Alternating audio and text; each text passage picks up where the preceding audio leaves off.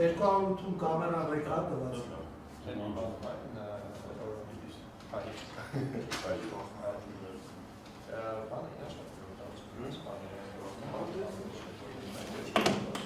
Երկու ավուտում ռեկատ։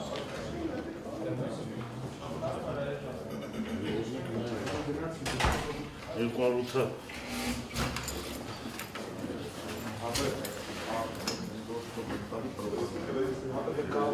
Բանա, դες ստեյքային։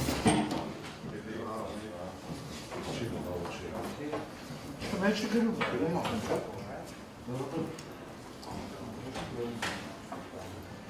Կարես տոմրեց մանես, բայց երկրասների չմնա,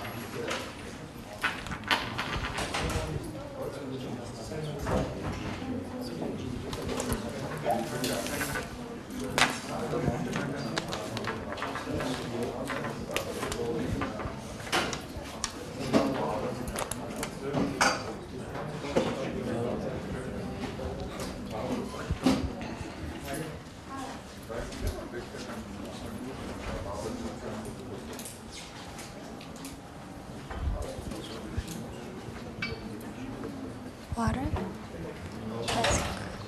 हाँ, लेकिन नॉर्मल है, просто ванна, պետք է սրանից է պետք է դավանի համար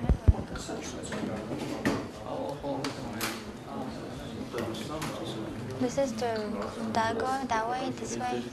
You're gonna... There's water here. It's fine. It's fine. Oh, sorry. Is it working, this one? Yeah. Okay. Do you have microphone? It's breathing.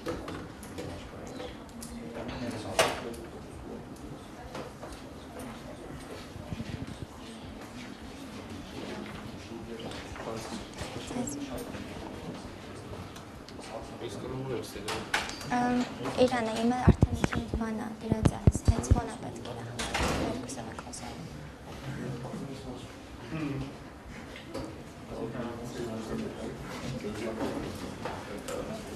Մի հատ չի եղես թե։ Հա, մի հատի իմ մոտ է, մյուսը իրանը պետք, երկուսով ենք խոսելու, ինքը չունի։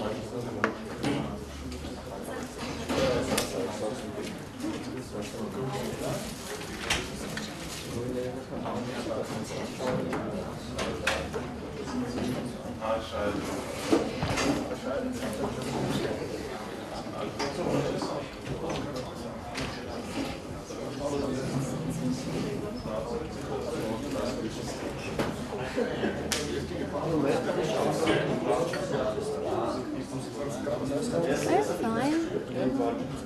Oh my god, you're so experienced. I need to take her. Yeah, my sister and my friend are there. Behind your sister is my brother and my sister. Okay. Yeah, you introduced me your friend. And the backpack is my other friend. Oh, it's cool that there are people that are friends. No sunshine.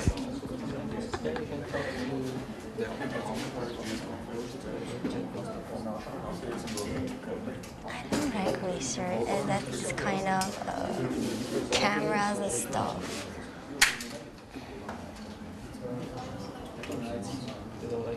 No, I don't like cameras. Where is your headphone? Like, should I ask it again? No, it's just microphone. Because they're doing recording and then. Waiting. Okay, բայց ինքն ասկսելու հետո ես հետո ինքը։ Okay. Okay. Okay, we have to stand next to each other so you can speak with me.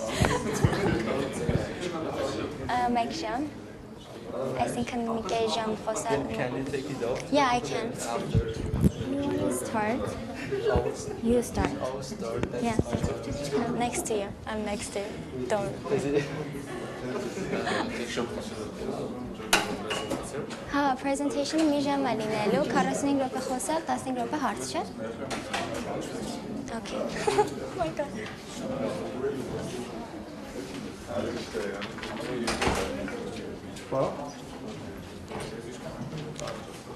It's so fun. I can take it off when I'm finished, and I can give it to you, or I can stand next to you. Okay, start. Shall we start? Can you start? Yeah, we can start.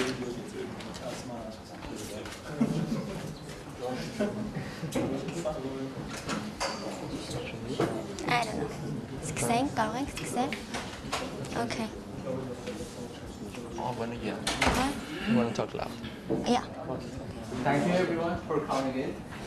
I'm Ardalon, and this is my colleague Maral. Hello. We are data scientists from SmartClick. It's our pleasure to present our talk here. Our talk is about data science and AI in general. So we're going to talk about how the AI and the data science has grown for the past years and how it changed over the years. And also we're going to talk about specifically the data science teams and companies that are making a branch in data science and AI.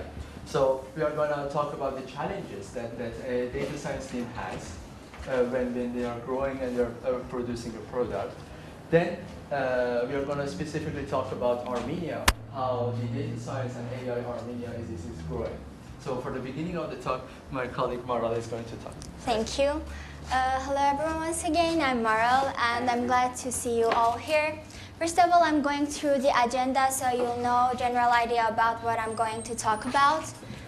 So, we're going to discuss the revolution of data science generally in different industries, examples, interesting facts, and after that, what kind of knowledge set that data scientists should generally have. And what was data science before, and now it's changed through the time, and lots of challenges that every data scientist confront in daily life. So, starting. First of all, I want to ask a question. How many of you are familiar with data science? Please raise your hand. Okay, that's interesting. So, half of you know much more about data science. First of all, I'm going to through this graph. This graph shows about AI paper and researchers through the time. As we know, data science exists for more than 60 years. And through the time, it started to develop and be more popular, and more AI papers and research started to publish. And it's like, when you see in this graph, it exponentially grows. And it's 9 times more than other paper researchers that in computer science and other fields. And this growth affect the industry also.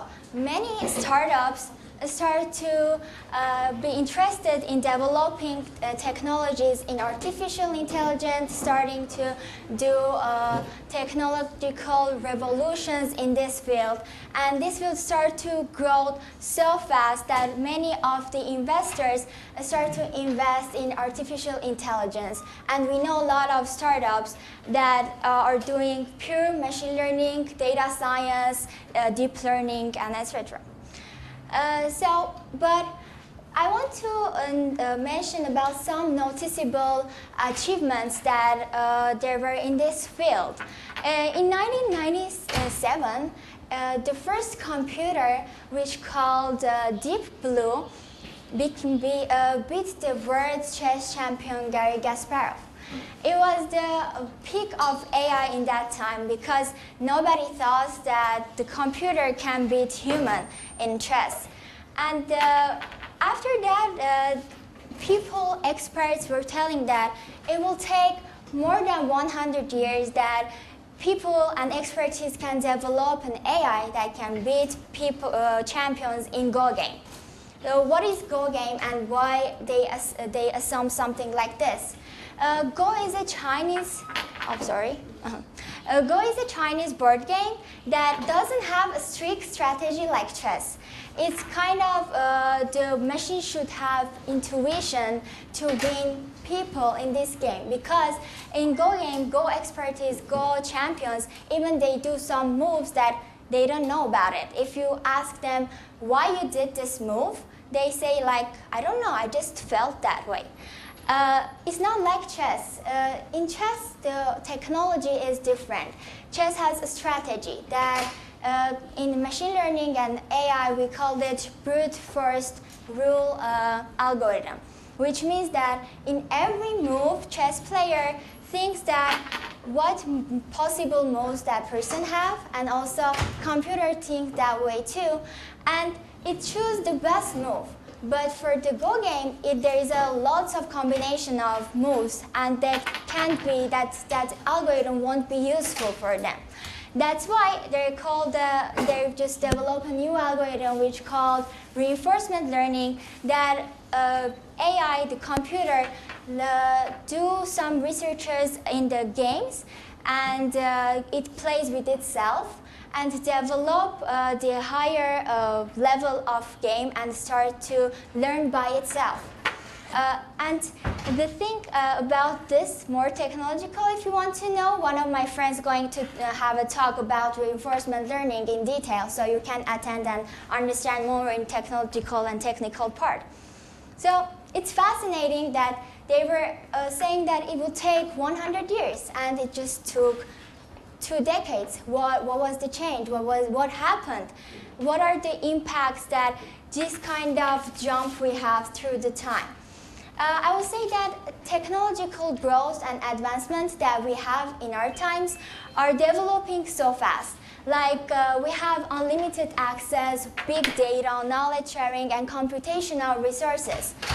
Big data, I'm saying that everything is data around us. All of us have smartphones, have different kind of electronic device, and sometimes if you're just speaking about KFC, you don't know why, you go through the Facebook and see advertisement about that.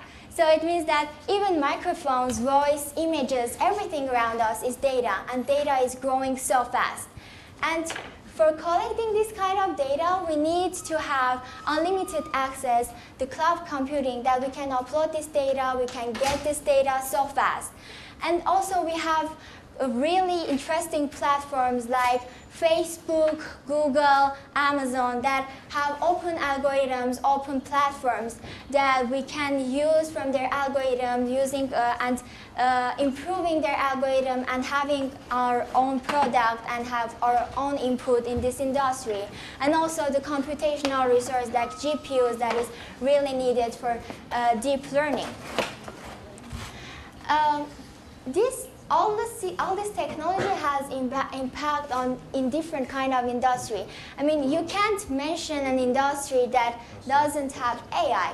Even the fashion industry, lifestyle, care, e-commerce, marketing, everything has a part of AI. And sometimes there are some products that without AI, they won't be that product. So I want to talk about like some interesting facts and examples that exist in some products that daily we use and we maybe don't know, or with the AI, these products are more efficient and useful. First of all, I want to say talk about food industry. That was maybe it's interesting that you don't know that AI works in the food industry also. Starbucks use Alexa, the digital assistant. Maybe some of you know about it. Alexa is a virtual assistant, and the Starbucks uses Alexa for help people to pay their bills. And 72% of people like this idea and use it. It means like everything is easier through the assistant, and people encourage and like this idea. Also, Taco Bell just started to develop its chatbot, and people start to use the chatbot to order food through the chatbot, so they don't have to call and say, hello, I need this. It's like interaction is more efficient between human and AI. Also, I want to talk about Netflix and Spotify.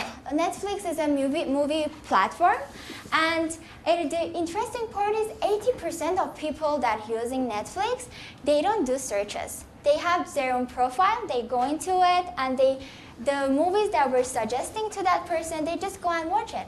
It means like AI is the important part of the Netflix, because Netflix without this strong recommending system wouldn't be Netflix. It would be just movie platform. You can go through it, you can do some searches, and that's it. But based on your experience, based on your preference, Netflix gained that popularity that it can find how many percent this movie or this series match to your interest, and people giving really good feedback, because generally it's like 90% match. Also, Spotify used that system for the music. They use the experience of the music, and they recommend new musics based on the preferences of people. For me, the fashion industry and beauty was interesting because I've never thought about that. It can have AI inside it. But Sephora has a chatbot that takes some quizzes with the people that want to buy new products, and it suggests them the product they want to buy. And people really like this kind of marketing because they say it's less aggressive. If you go into a store of Sephora, all the girls coming and like suggesting you different kind of products that you don't want to. But with the chatbot, this process is like more fluent. And Sephora also have benefit about this chatbot because it's gonna save $8 billion annually by 2022. That's a huge money that AI helped this business, this brand to save, and it can have investment in other products. And Levi's also has a virtual stylist. So you can just upload your picture and say what kind of pants you prefer, and it will suggest you what to wear, what pants would be fit on you. So we talk about our industries or examples, but as we know, data science exists 60 years. And what was the difference, the data science 60 years ago and now? I mean, it should have some changes because we have a lot of things, a lot of achievement, a lot of technological growth. Data scientists like 60 years ago was just statistician. The work of the data scientist was just data collection, data modeling, data analyzing, and decision making. But now, data scientists should know machine learning, deep learning, algorithms, statistics, programming skills, and also knowledge in the domain. I mean, like, not a person that is expertise in recommendation system can't do computer vision. It should learn, it should have knowledge about that domain.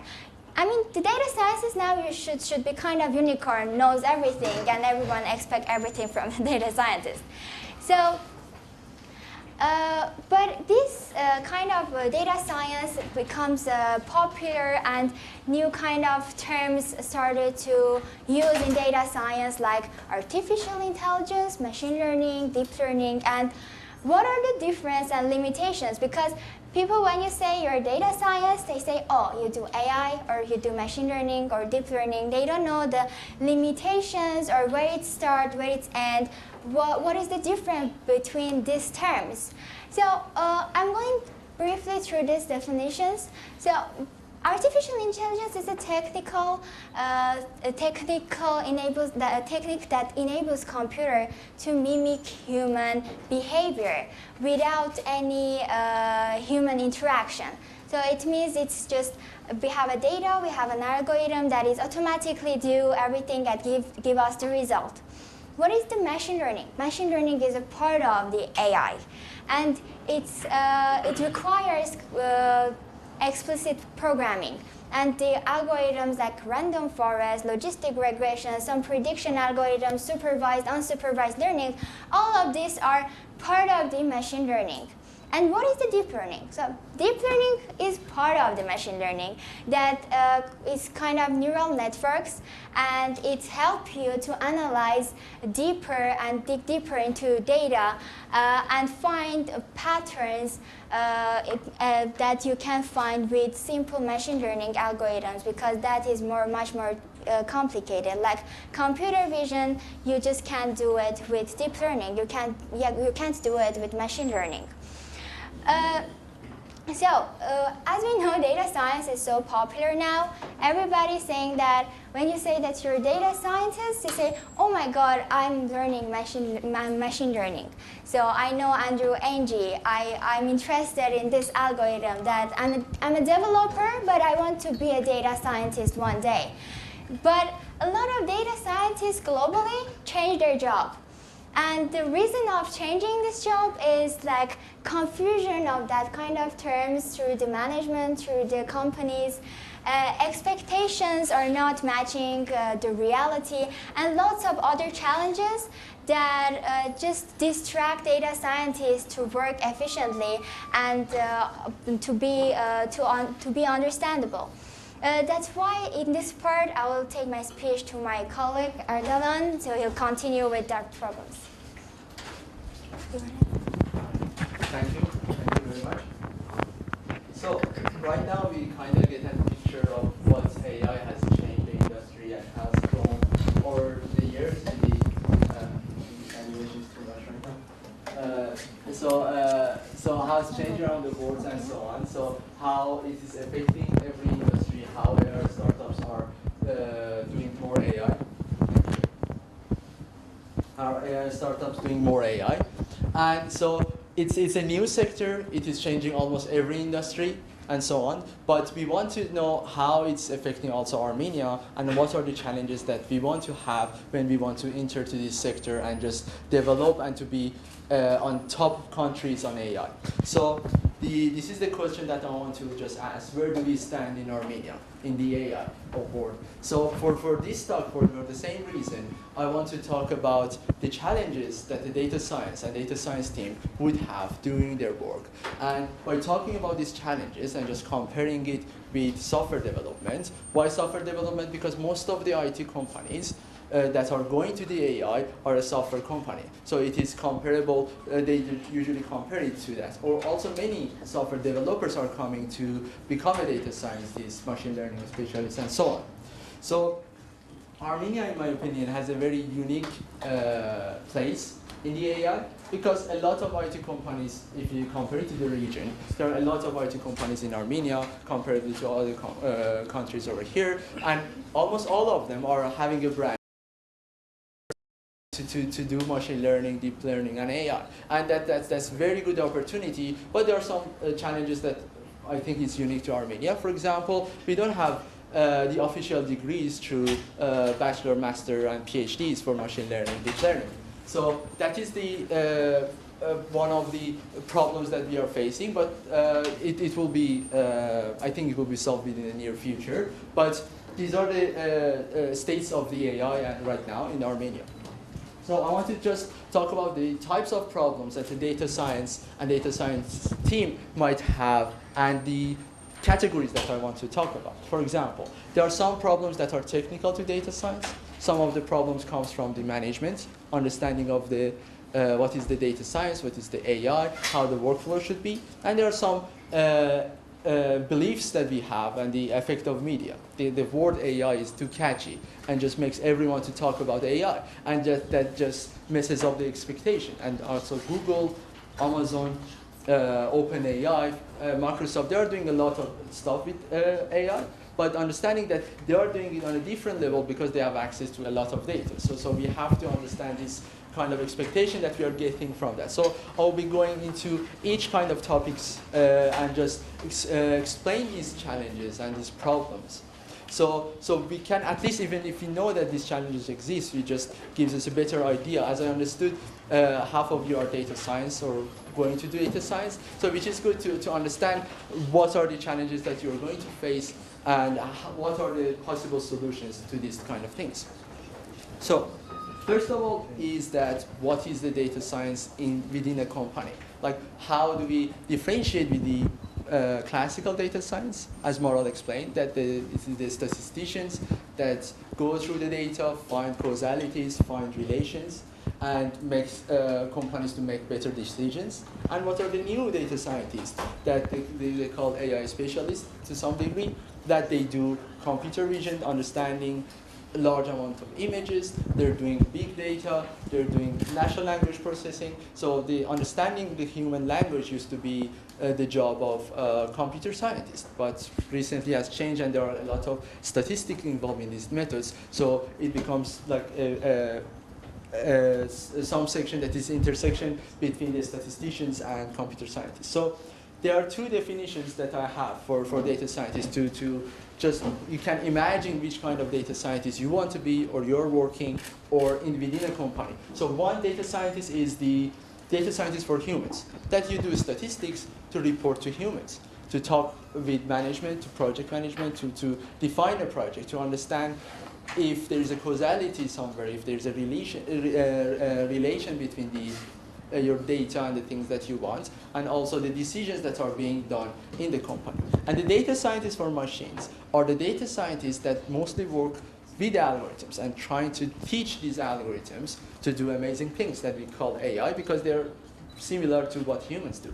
So we can do computer vision, we can detect objects within the pictures, and we can do natural language processing, we can do recommendation system, and so on. So this becomes the data scientist for machines and data scientist for humans. But even though this is a very top explanation, big huge companies like Google, Facebook had struggled past years, past decades, to define the data scientist scopes. So they come up with some kind of internal different sections for their data scientists of what are their job requirements, what they're going to do, what are their responsibility, and so on. So I'm going to take the Facebook's example. So the Facebook divided their team of data science into 3. So they call them data scientist, data engineer, and data scientist core. So what are the difference in Facebook definitions? A data scientist is the classical data scientist, but they have the knowledge of deep learning and the modern data science as well. So they are going to analyze what, they are usually talk with management, and they are going to analyze the data that they have access to. They understand, okay, we have 1 million picture of people that are young and old, so we can make a product that produce an image, the older image of the same person. So this understanding of the data, of the huge data, comes from this data science. So they are helping the managers to understand what are the potentials, what can be built, and so on. And the data scientist core are the people that are heavily into math. Most of them are PhDs in deep learning and mathematics. That what they are trying to do is that they do the modeling part, and they don't care about other stuff within the company. But there is this data engineer, which is kind of took a new definition recently, and it is very mixed with data science too, is these people are heavily on programming, and they make data pipelines. There are huge amounts of data that's coming and going, and these models need to retrain every time. So data engineers are the people who design the pipeline flows. So imagine like a platform like YouTube. It has a recommendation system for each person. And these models, the recommendation system for this person should be on the server which is nearer to you. So it becomes like 1 million models or a couple of million models all around the servers. They are learning independently, and they have to be combined or share their knowledge, these models. So all these connections and stuff are doing, is the job requirement of the data engineer, which is the high skill big data. They don't know that much about math or the modeling part, but they understand that how these models work and how they can manage this big data. So huge companies like Facebook, Google, and these kind of companies that have the resources and can hire 20, 30, 50, 100 people on the same project. So they can hire multiple people in each sector. But how about Armenia? Armenia, most of the companies in Armenia are startups and small companies. So it's unrealistic to have expectation from a startup to hire 10 people for the same project, for a single project on data science. And even if they want to, there aren't enough workforces. So how are we going to challenge this problem? So the idea is that like many European companies and US companies, smaller companies that they hire generalists, data scientists generalists. What are the generalists means? They are the people who have background in almost every area. They do statistics, they do a little bit modeling, they have understanding on programming. They are just on the lower level, but they are good in almost all of them, but just decent. But then they have expertise in one of them. And there, for example, it could be a person that's coming from computer science that studies statistics and math and knows the modeling and learn the statistics. So this guy his specialty is programming. He can do a lot of good data engineering, but has understanding of modeling. Why these people are good in a small team? So if you have like 3 generalists, all of them have a bigger view of what is the problem, of how can he approach, because he knows the programming. Some problems may not be solved by modeling, and he knows he can deploy his models, so you don't get stuck in some level. So, but if in a small company, if you hire a PhD in deep learning and AI, you will have a problem on your model deployment. And you have to, again, train other programmers to understand deep learning in order to implement it. So the best way to go for the best people that the companies should be looking for, or the person that you want to be in a small company, is that to have a good background, a very slight background in almost every area that is related to data science and AI. And that is kind of challenging, but that's the part of our data science job descriptions. So, talking about the job descriptions, so there are like a lot of this problem that I'm going to discuss is not specifically to Armenia. It's a general idea. Is that when we are trying to make a model, so we usually focus on the design of the model, what the model that we are making. But there was this survey that was asking data scientists, what do you do most of the time in your job? And most of them were spending a lot of time on data cleaning. So why data cleaning matters a lot is that it just reduces a lot of time of exploration. So the idea is, this is proposed by a computer scientist, is that if you have a bad data, but the perfect model, you will always get a bad result.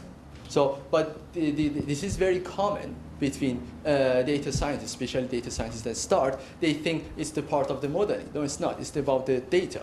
So, and the importance of the data is hardly underestimated. So this is the idea of called garbage in, garbage out. It means if you have a bad data, good model, you always get a bad results. So some problems is that we would stuck in the modeling part. We don't change our data, and we just try into different models, and we're still not getting the result, and that will becomes like very exhausting. So, but if you change the data, even with a decent model, you will see the increase in the quality of the outcome. And of course, the idea that if you have a perfect data and a bad model, you will get a bad result.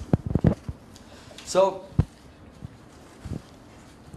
another interesting difference that exists between data science and software development is that in data science, or let's call it the deep learning AI, the new data science type, the problem is that the field is changing very fast, very rapidly.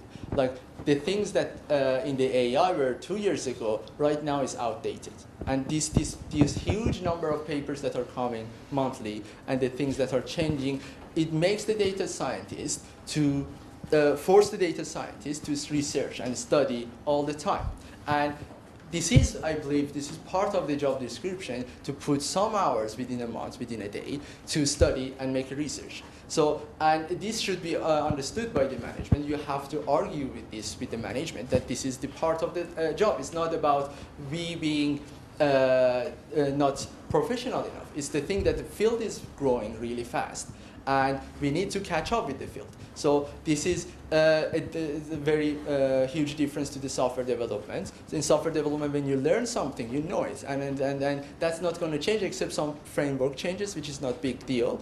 But in deep learning and data science, you are doing object detection, meaning finding small objects in the picture and putting a bounding box around it. That technique has been evolving like for the past 5 years. Every year there's a new technique that is doing differently. So to being able to do a best deep learning that you have, or the data science that you want, you need to be able to research, and it takes a lot of time.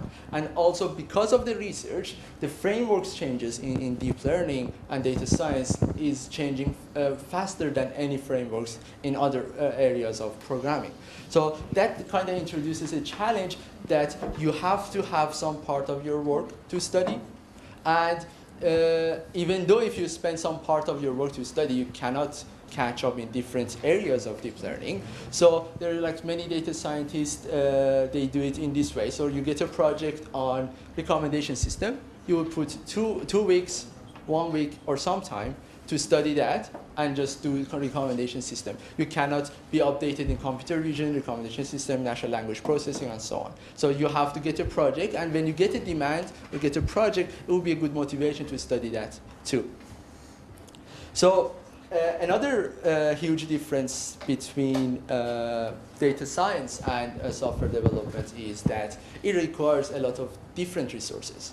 And that is an issue when I compare it with the software development, because the software development companies are the ones that are making a data science team, and they were working like 20 years, 10 years with the tools. Okay, we have a project, we put 10 people on the project, and they're going to deliver the project. But the data science doesn't work like that. So the problem is that it requires a lot of data, for example, which usually any software development project doesn't need. So, and also it needs a lot of environments for you to test. So for example, when you make a deep learning product, for a software product, let's example first on the software product, you can just easily send it to the user tests it and gives it back to you. But the deep learning product is very different, because you're imagining doing the X-ray chest and detecting cancers in the images. Okay, the testing of this software, this deep learning software, is very difficult, and it cannot be done beyond users. And you have to come up with a very creative ways to make and test the environment to make sure that it is working. And the stress testing and deep learning product, it requires a lot more challenging tasks than a software product. And another resource is that it is essential to data science and deep learning projects is computational resources, GPUs. Without a GPU, you cannot try different models. Why GPUs? Because most of the deep learning models require GPU to process all this huge amount of data. And if you don't have good GPUs or multiple GPUs, the problem would be you cannot iterate over different models and find the best model. So finding the best model needs a lot of experimenting. And the more computational resources you have, the faster those experimentation gets. So if we are talking to the company, with the project managers and so on, so the deadline, the time that takes for a project, it is proportional to how much computational resources you have. So the more computational resources, it takes less time to find a good model that is working.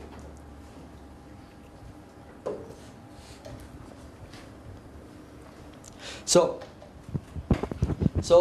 talking about the expectation of the projects, that how are we going to estimate this? How are we going to fight with this? And how are we going to come up with an idea of how long a deep learning project it takes? So one idea that is very interesting, the Google effect that I named it, is that a project manager and manager Googles some idea so that he wants to do. He wants to detect something, and he would find definitely something on the web. But that thing on the web, or it could be a data set, it could be a code, it could be an article. So those articles give higher expectation because they are the way that they are written is the way that it increases the expectation of the people because they want to be a clickbait and so on. So they think, okay, it's possible to do because there's this company that is doing it, so it's possible to do. So it becomes the Google effect that you have to just go and talk about this, okay, everything that we find on the web is not possible to do, at least for a small team. Google is doing a lot of stuff, but I thought it was an obvious thing that if Google does something, it doesn't mean that we can do it as a small team. But believe me, there are so many times that this misconception has happened that they expect to do it at least similar to Google. We don't want it perfect, but it's not possible. We don't have huge amount of data, resources, or the knowledge to do so. So the expectation that we have to fight is a lot. The other thing is the publicly available data. There are a lot of publicly available data on the web for data science. And this publicly available data, if it's publicly available, definitely there are some people somewhere have already made a model.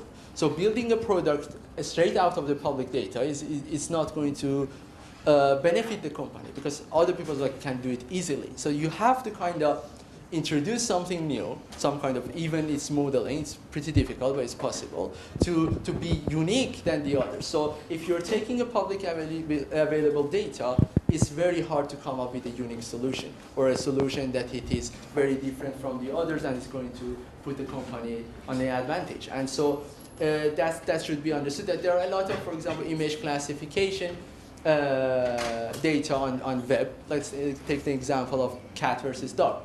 Okay, so we want to detect cat versus cat images versus dog images. We have a social network that we want to tag them, for example.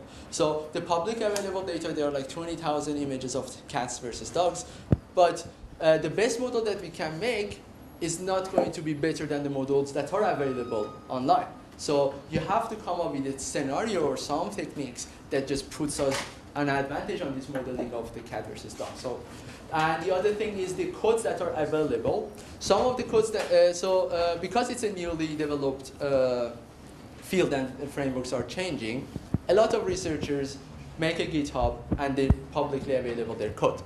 So, and when a researcher writes a code, the code is not production ready. And this should be understood that you cannot just easily take a GitHub code on a deep learning project and implement it. Because there are a lot of optimization problems, there are a lot of leaking the data and it's not written well. And also a lot of publicly available code wouldn't run because it is written for the previous framework version, which is 2 months ago. So it just gets updated really fast. And the other types of data that I want to talk about that you should pay attention as a data scientist, there are types of data that usually are publicly available. There are research data and educational data. Research data is like kind of a proof of concept. I have a very good example of this. There are like series of papers for detecting human aggression in the videos. That if someone is fighting in the video, in which second of the video it is. So this is a very interesting project, but the researchers, what they have done is they get the hockey match data and the movie data, like movies, and they label, they say, okay, these seconds, the hockey players are fighting, in these movies, these characters are fighting. So they took this data to prove a concept that it's possible to detect aggression from the data. That is a kind of a research data. It is no use in a production. But when you search for detecting human aggression or violence in human activity, all these papers and data sets come up, and you think, okay, it's possible. No, it's not. We need the data on the aggression. We can use the techniques that the researchers used. So those publicly available research data is not used for the production. Same as educational data, that they are like simplified, the noise is removed, and most of the time, any data that you get is going to be noisier than that, and you cannot find that. So it's very difficult. So you have to just understand that it's a research data or it's a educational data. So if you can build the product on it or you can't. So talking about the things that we can build or we cannot build, one thing that a lot of startups or small companies do is that they separate the data science team from the software development team. So, and the people who go to data science are usually not good programmers. They don't have the understanding or deep understanding of design of the algorithms, analysis of algorithms. So what happens is that, for example, I studied deep learning for 10 years, for example. Anything I would see, I would want to apply my knowledge on it. But there could be easier solutions from other ways. So a software developer always sees the solution from the software. A deep learning specialist always sees the solution from deep learning. So, but most of the time for the production is the combination of the two. So it's possible that your product that you're making, the AI is the center. But most of the time it's not. AI is going to help to provide a better quality. So this is very important in a sense that when we are making a product, so we have some models that are working, but the last piece of the puzzle that makes it into a very good product is the software that connects everything and it does it in the best way. And those software that is around our AI model mostly should be done by the software development team. And it's very difficult for an AI specialist to do the software part. So that is very important to just always not try to fit a model to solve the problem. There are a lot of algorithms that can solve the problem easier and faster, and we don't need to apply these huge tools and complicated tools to do it.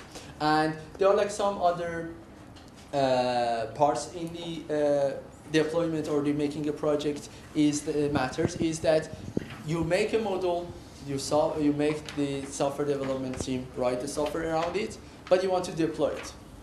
The company thinks it's the same application for iOS and Android that you always are deploying, and it's going to be the same, but it's not. Why it's not? Because, for example, a Facebook application or a normal application that you have, the amount of data that is Facebook or this application in your phone is sending and receiving is minimal. But when you have a deep learning project, you're sending images of a video every second. So suddenly the data load, the bandwidth that your program needs suddenly changes. And it becomes a new kinds of deployment. And you need data engineers to handle those kind of situations. Okay, so how we minimize the data that is sent from the mobiles, received from the mobiles, and so it becomes a very different software for mobiles than the companies that usually do. And for the same reason, sometimes it's better to have a very optimized model for the production I'm talking, which is less accurate than a model that is very accurate but it's huge.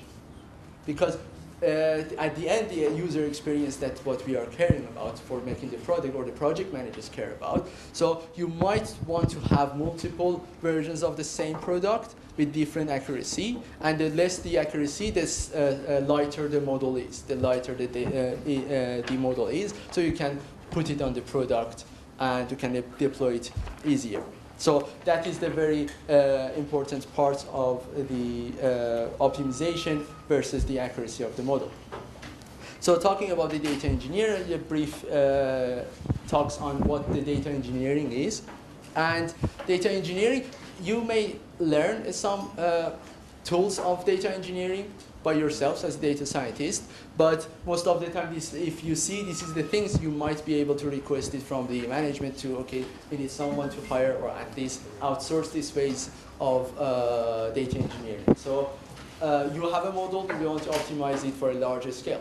Your model is running, can respond 10 users per second, but we have 1 million users per second requesting. So how we copy this model and deploy it in multiple servers, that becomes the scenario.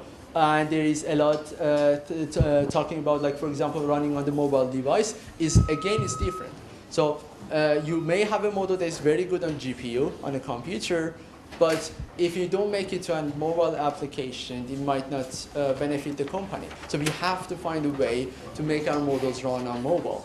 And we have to find a way. So these are the techniques that the data engineer would do. And data pipelining is the, like, for example, let me give you an example of a live scenario that we are an advertising company. We are getting ads and we want to show it to some people. We want to automate this process. So for automating this process, when we get an ad, we need to analyze the ad, we need to analyze the user, we connected them to, and we want this pipeline to be completely automatic and evolving. To learn over time, like the YouTube recommendation system. YouTube recommendation system, if they don't do anything, it gets better over time by the amount of information that we are giving in, and the models are learning of the huge network of data pipelines. So the part that is about the product cycles. And again, I'm going to compare it to the software development. The product cycles are very different from software development. Software development, there are already a lot of project managers, very good project management frameworks for software development. They're like Scrum and they were Agile. They just put, they have defined like how to define the project, how to divide the tasks, and so on. But these things are not well defined in data science. And the things that already exist are for huge companies. Like there are frameworks that work for huge companies, data scientists for huge companies, but we mostly working in a small company and a startup or a team of 10 data scientists, we have to come up with a way, or we have to talk and explain our situations to project managers to have a better understanding of how our projects are, what are our limitations, what are the resources that is needed, and what can you do or what can you do. So these just provide a lot of changes to the project management framework. And for example, one of the interesting ones is that minimum viable products are very difficult to make for a deep learning project. For a software, you can make a front end of something that is working, but it's not connecting to the server. It has a local database and so on. It's not, but for example, one of our projects is face detection. That the problem that we have is on making a demo for face detection, recognizing the people is very difficult. The demo, it takes as much as effort as the full product, because for the demo, we cannot take like limited amount of images, because when you take limited amount of images, your model is not working. Your model will be better with huge amount of data, which again, it takes the same amount of time to make the full product. So it's coming with an interesting way to make a minimum viable product is kind of a challenge as our data scientists to come up with a minimum viable product so the project managers can talk to the manager, okay, this is possible to do. And this becomes a very different. So the CRISP Scrum Project Manager Framework is the Google's one that the Google is using, but this is not usable in a small environment or a small team. So it has to be kind of customized to the project the way that we are working, to the how many people are working, how many people have the knowledge, how much resources we have. The CRISP Scrum, for example, do not have the limitation on the computational resources in it. You know, the problem is that Google have 1 million GPU, and whoever wants the GPU gets the GPU. But in a company, we have 5 GPUs, and okay, we have to manage these 5 GPUs, and if it's all of them are training, suddenly my task is blocked by this resource. So, or your task is blocked by research, but that you need to research. So this becomes a different scenarios that it's not defined in an overall project management of the data science projects. So at the end, so I don't want to scare you. I don't know if you have the people who want to get to the data science. Is the thing that it's a very fun job. I really like data science projects or doing the data science because it's very unique. Every time we have a different projects, we have a new challenge, and we have to come up with this solution to face this challenge. And another thing is, if, let's imagine 30 years ago, any new sector in the industry is growing, it would be very difficult for countries like us to be in that environment. But right now, we have the internet, we can learn really fast. Most of the people here know English, so we can learn. And a lot of IT companies are here, and it doesn't require as many resources that the previous sectors in the industry had, like engineering and stuff. So we have a very good opportunity in Armenia to, already there are like 2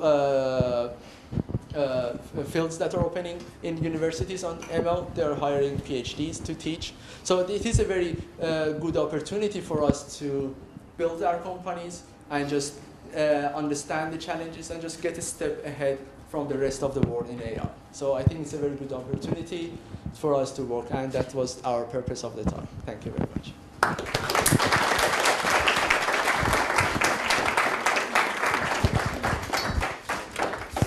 So we are open to questions. Can we turn on the lights?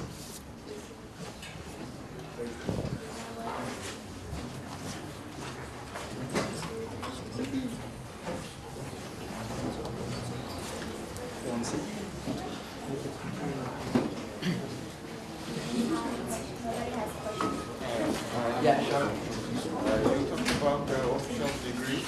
Yes. Something like master degree, PhD. Master, yes, not PhD yet.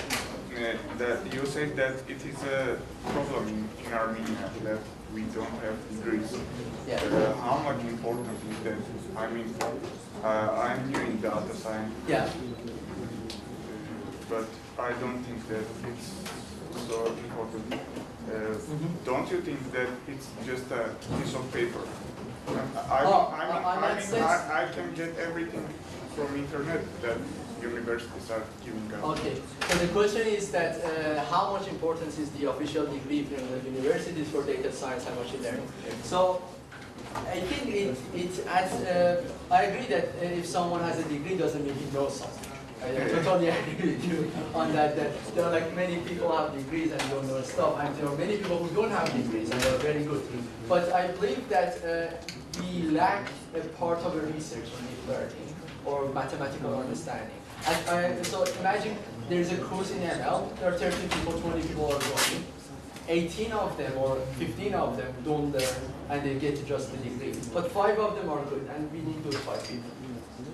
I mean, if university gave me that knowledge in 2 years, yes, I can get the same knowledge from internet in 6 months. And that's more comfortable. Yes, it's, yeah, you want to answer? It's not that easy. I mean, like, yes, you can get it in 6 months and you think that you get it. But when you're going to a degree, you're forced to do project, you're forced to learn some things that some kind of related to data science that you can understand it from course. Like, if you have a data science course, okay, they give you data which is clean, which is perfect, and say like, go do this, run this algorithm, and you just put the algorithm, you change some things, and it just works and it's magic. But in real life, it's not like that. They give you a big data that you don't even know how to run it in Jupyter Notebook, or it's challenging to run it because you need to know the technique, how you can read it in chunks. And you don't learn that during the course that you can have in 6 months. Yes, that's good to have a basic knowledge, to go deeper, and you need to have several courses to understand that to understand the whole view of data science, the whole job of that. So I think that university can help that because you need to pass several courses like data mining, data cleaning, machine learning, deep learning, NLP, and etc. So for that, if you're taking the course, different courses, and you just pass it basic ML and then cleaning and then, for example, scrapping, if you do it, yes, you don't need it. But now just people say, yes, I just passed the course for 6 months and I feel like I'm a data scientist. That's the difference. And data science and deep learning is just, in my opinion, it requires 1 bachelor and 2 masters to be able to design models. You can, there are a lot of things that can do research, but I think the other thing that comes to the how efficient our universities are. You had a question? Yes, My sure. question is just about it. Do you think that our universities are ready to give us all the practical knowledge we were talking about? They are hiring PhDs abroad. I have some information that they are hiring people from US that they are professors, PhDs, and if they do that, I think we have better. So imagine like you do bachelor and master, and you study 6 months by your own, so you become the one of the best workforce in Armenia in AI. Thank you. Can you suggest me technology to learn data sciences? So language, Python or something as a beginner. What? Yes, so the question is like what are the frameworks or languages that you want to learn? So I will tell you that the requirements of the, to get to the entry level of the data science, you need a little bit programming. So most of the programming is being done. Within the Python. Like most of the framework has a hook to the Python, but it's not Python is necessary. But in my opinion, it's best to have Python. It's very good to have Python, but it's very good if you know another language. But the Python, if you're starting, definitely start Python. Just do programming. Don't focus on science. Do good programming. I'm already a programmer, but Okay. I What do you do? would choose language to start learning data science. Yes, then Python. Python Definitely. is the best choice. Yes, the Python is the best choice. Yes. Yeah, sure. I just wanted to make a comment. For those of you who want to get into machine learning, like the question that was just asked, Yeah. if you go to yerevannet.com, if you guys are familiar with that, Yerevannet, it's a nonprofit machine learning organization started by Anand. There's a machine learning guide, and the guide will tell you like what you need to learn, the best branches, techniques, and so on and so forth, what books are referenced, and so on. So you can go through that and kind of learn by yourself. Yeah, that's a good idea to go to Yerevan. Yes, there are a lot of resources over there that you can find. It's very useful.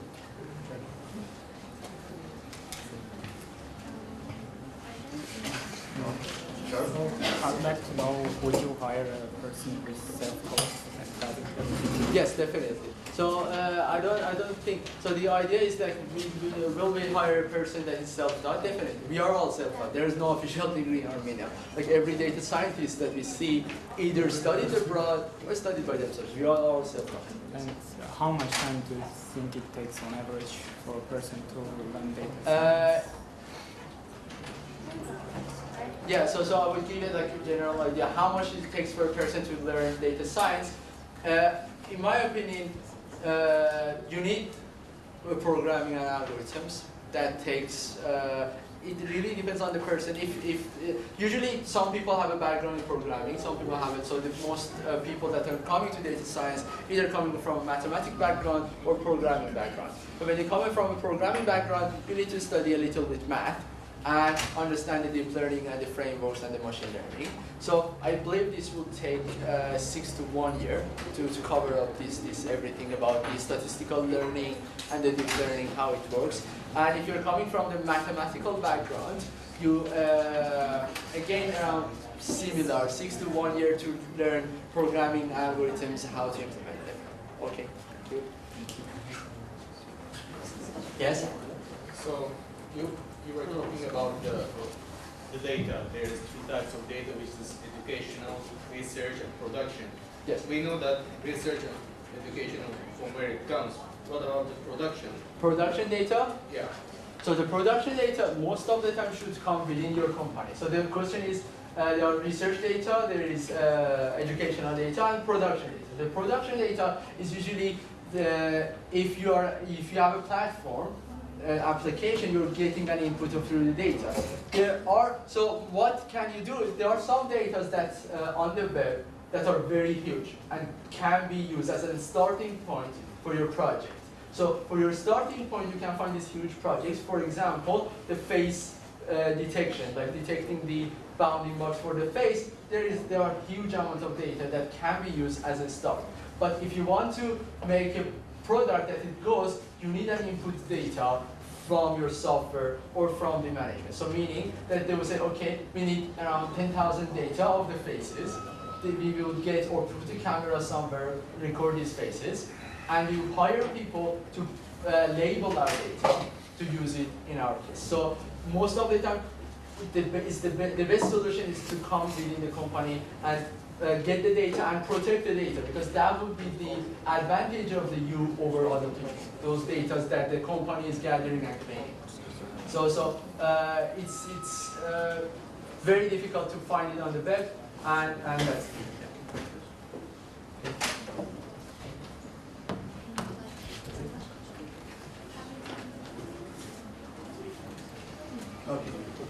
Okay.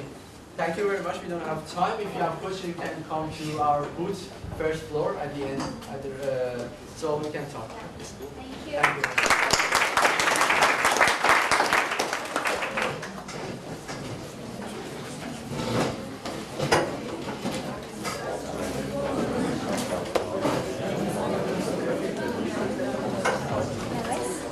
ช่วยออกเอ็กซอลก็ต่อ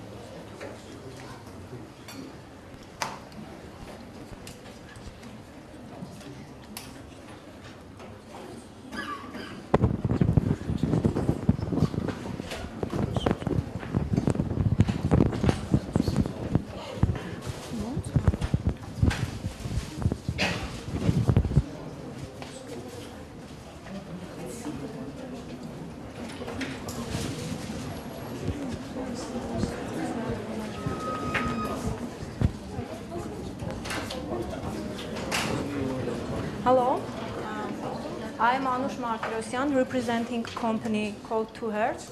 We are working on audio processing and speech enhancement algorithms. We use AI to build our algorithms. So I'm going to talk today about one of our algorithms, which is the most important one throughout the life cycle of our company. It's a noise cancellation algorithm that we have developed over past 2 years. Can we switch the lights off, please?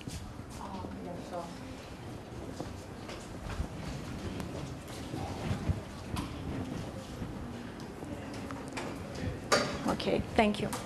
So, as I said, I'm going to talk about noise cancellation algorithm, which means that today we are going to talk a lot about the noise, different kinds of noises, loud noises, annoying noises, and etc. I imagine that every one of us have been in a situation that you need to do an important call and you are in a noisy space. For example, you are in an airport and you need to do an important call for you. You are at home, working from home, and your baby is crying in the next room. Or you are just in office.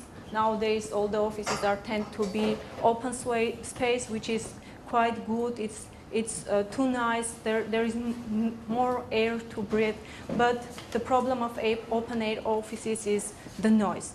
So if you need to make a call, just a regular call or a meeting with your colleagues, you will try to find out a silent place to make that call possible because the environment is too noisy.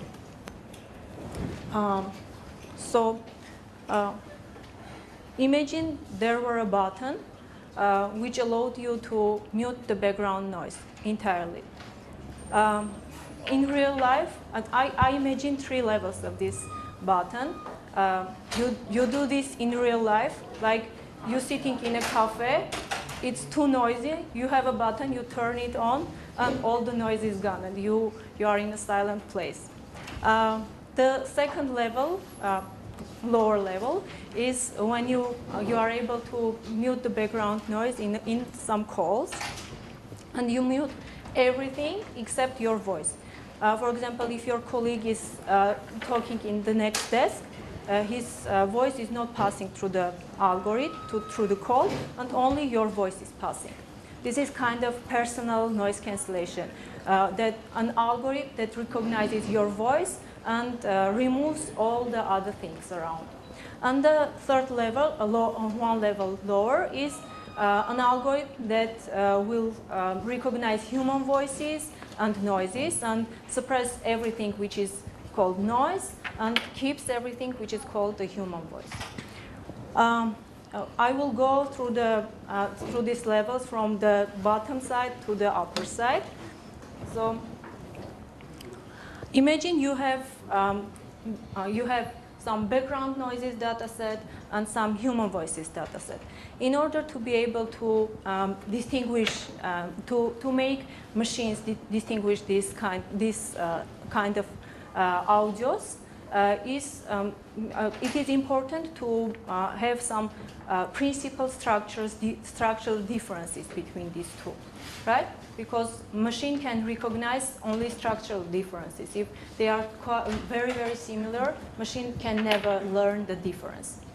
So if we think about the sound, the human voice and the noise, we need to find, and we want to distinguish these two somehow, we need to find a way to distinguish some principal differences between these two. The first thing that we may want to look into is the waveform of the audio file. That is a representation of audio file, the amplitude versus time representation of the audio file. I brought here 3 examples of waveforms. One of the examples is a clean speech of a human, one is a noise, and one is a mix of these two, which is like a recording in a noisy space of the same human. So what do you think, which one is the mix, the worst one? The middle one? This might be the first one. Who thinks that it's the middle one? Okay. But some people. Noise and the human. Look, one of these images is for clean speech. I guess you can imagine that it's the third one because there are some silence intervals. But which one is the noise, pure noise, and which one is the mix of the voice and the pure noise? Is a mix?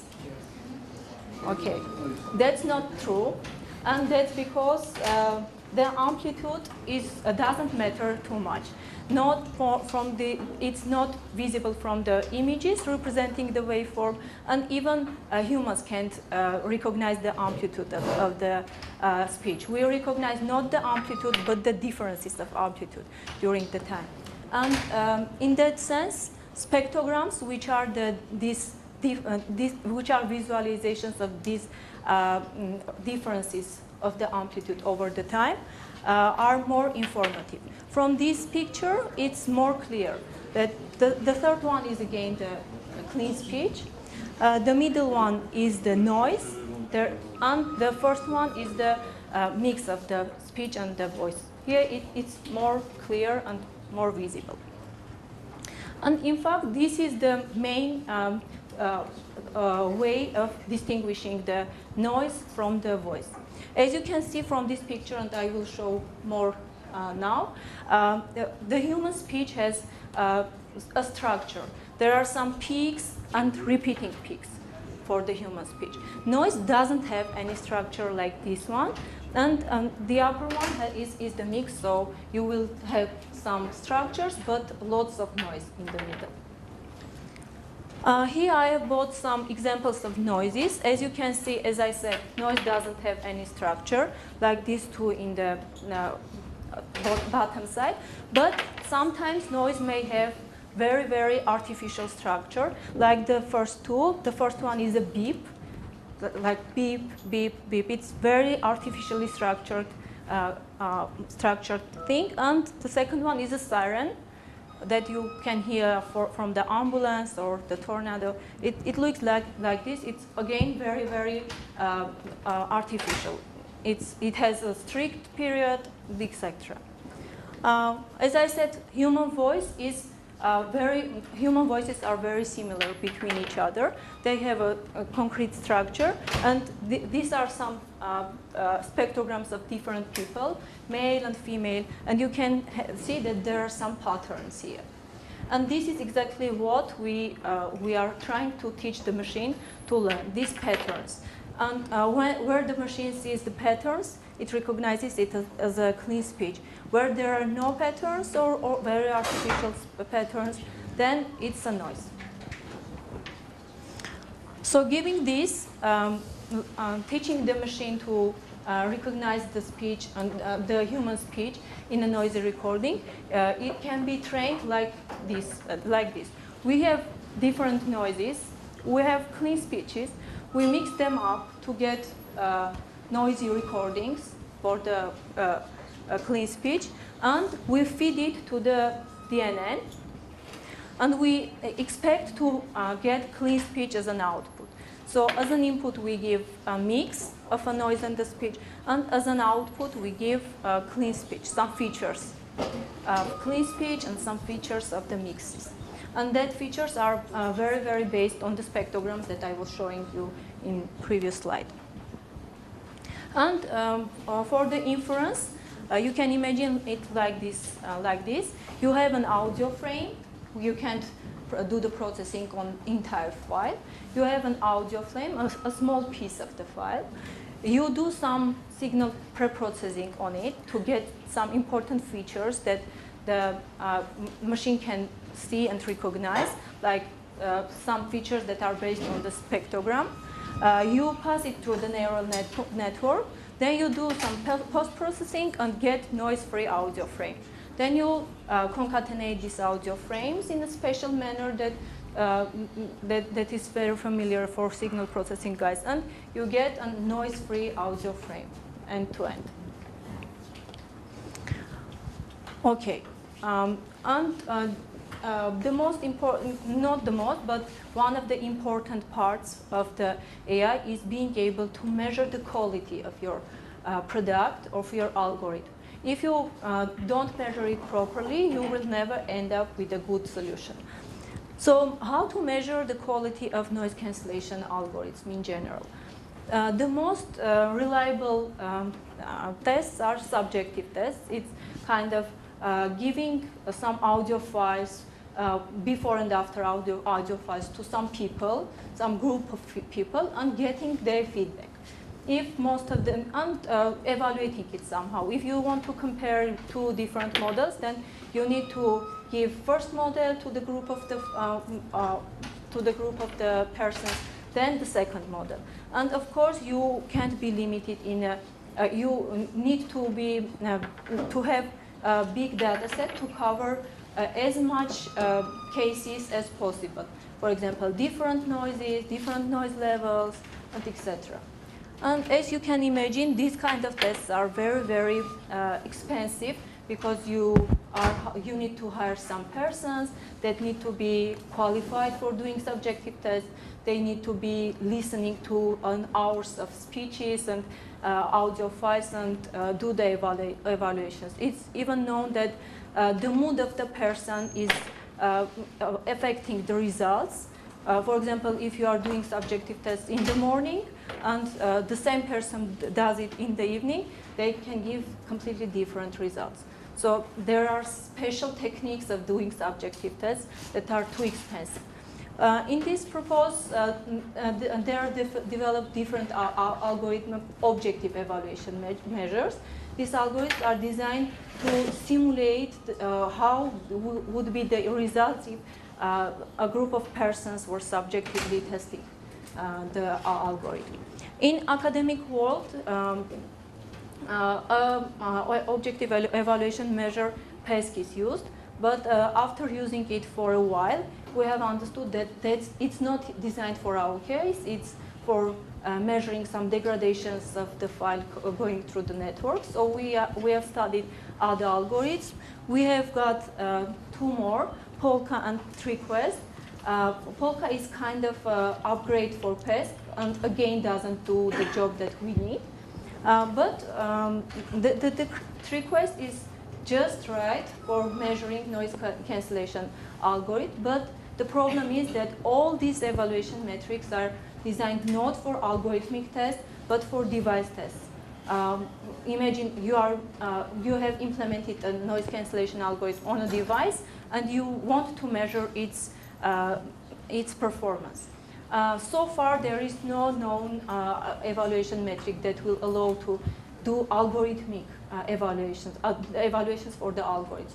But these two, TreeQuest and more or less Polka, are good enough if you are using a special kind of test data to use that evaluation metrics. In fact, I have bought some images of heads, so-called heads, which are head and torso simulators. And for doing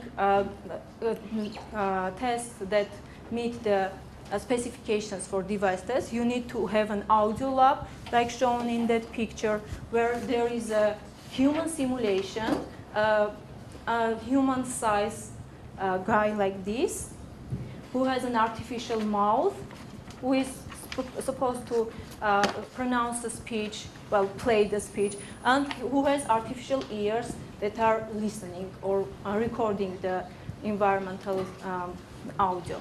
Can I ask you, did you really use this type of No, we don't use, because it's designed for device-specific tests, but we are not doing something which is device-specific. Our algorithm is working on any devices. We have some recordings that are done in a company, Head Acoustics, in Germany. They have this kind of audio lab, the most equipped with the most recent equipment. We have recordings from them, and we use these recordings for our tests. By the way, this company is the company who who invested this evaluation metric called TreeQuest, which is exactly for noise cancellation testing device-wise. And in the specification, you will find lots of images like this that describe where to put the heads, what should be the dimensions of the audio lab, how to position the device under test, and etc. So let's go. Okay. Now let's talk about a little about the evolution of our algorithm that we have designed. We started 2 years ago. Only 2 people were working on it. They have approximately no imagination. This was a new field for them, but the idea was very, very interesting for them. So they decided to try out some AI to clean the noise from the audio files. They have started with very simple DNN. They had a very few data, which was not good at all, I can say. And they were the audio files were narrow band. It's a term that describes the quality of the audio. It's the very lowest quality that is worth to work with. And they were testing all the results only subjectively on a very few test data, which were including very, very annoying noises. And in that, it was doing a noise cancellation. When we look back now, the algorithm was very bad. It was corrupting the voice very much. But that's good that we didn't realize it that time, because we wouldn't continue working on it if we realized. But as it was doing a noise cancellation, it was decided to continue working on it. And the first step towards getting a good model was working on the data set. We have achieved lots of human speeches. We have achieved lots of noises. I mean, you can imagine 2,000 people's recordings for 2,000 people and more than 10,000 noises. And we, with all the team, have listened every single file in this data set to make sure that it's accurate. There are no noises in the speech files, and noises are good enough for the training. So we have got a big enough data set which allowed us to move forward. Then we worked on improving the model structure. We started to use not simple DNNs, but some kind of mixtures, RNN networks, and etc. And at that time, we decided to have more structured data set, which will allow us to compare different models. And at that time, we were using only PESC, which, as I told, is not designed for our case. But in fact, it was mapping somehow the quality that we were subjectively listening to the audios and the evaluation metric numbers. The higher the number, the better the quality, and it was mapping somehow. Then the next step was going from narrowband audio files to wideband. It's kind of having 2 times more data to feed to the network, which led us to do some optimizations to be able to train the network in reasonable time. And we also worked on changing some architectures. We have come to GRU cells and etc. and have got another good model which was working for wideband audios. Now at this moment we were still using PESC.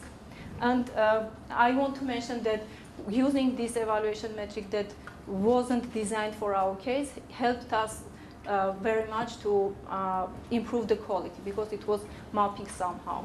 Then we have the last changes that we are doing on the model are doing some simulations of codecs, of network, of room reverberations.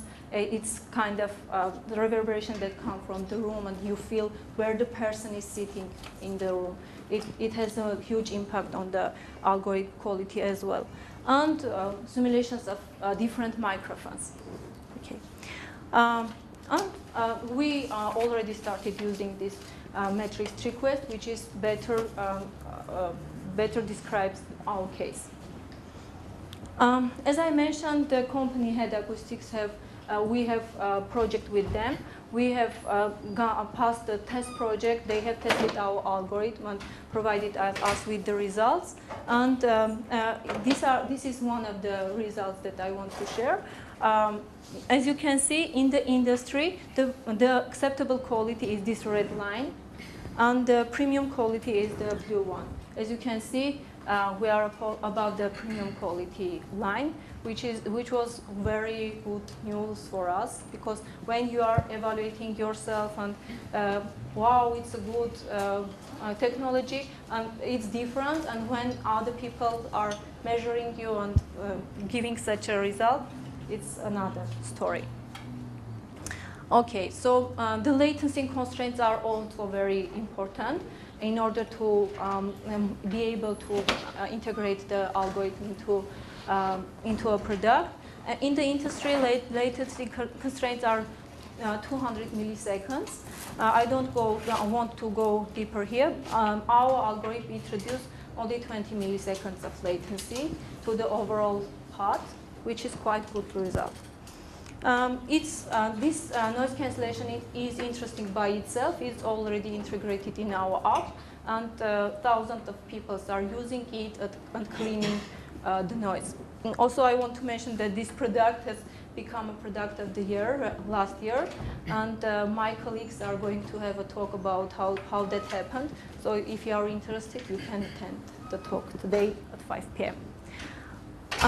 As we go to the customers and learn feedback from them, we get some kind of very weird requirements. For example, one of the customer wants to keep the music. One of the customer treats the music as non-noise and wants to as a noise and wants to remove it. Expectations are very, very different. The most funniest thing that happened to us recently is from call centers. They were arguing that our algorithm is removing human screams and yelling because the customers were calling to them and screaming to them, and our algorithm was cutting these screams. Well, from our perspective, it's a feature, but they needed these screams to be passed. And in order to design a new model that passes the screams, we needed a data. And over the week, we were screaming and yelling in the office to record all this stuff and to use as a data. Okay. So the next level, as I mentioned, is personal noise cancellation, when the algorithm passes only your voice and removes all the other humans' voices. As you saw, the human voices are quite similar, and it's not so easy to distinguish two different people's noises, but we have achieved some results in this area too, and I hope that in the near future we will provide a new algorithm to the customers that will provide personal noise cancellation. We have used transfer learning, multitask learning, we have the individual data collection for that. We have designed a special algorithm that will allow us to decide if this part of the recording is good enough for using in our trains or not. It is predicting the noise level in a noisy audio file. And we are designing special test set for individuals to be able to evaluate the results on that. Regarding the first point that I mentioned in the beginning, a mute background noise that you can use in real life, I don't have it. So only mute background during online conversations where I can put my algorithm. Okay, that's all.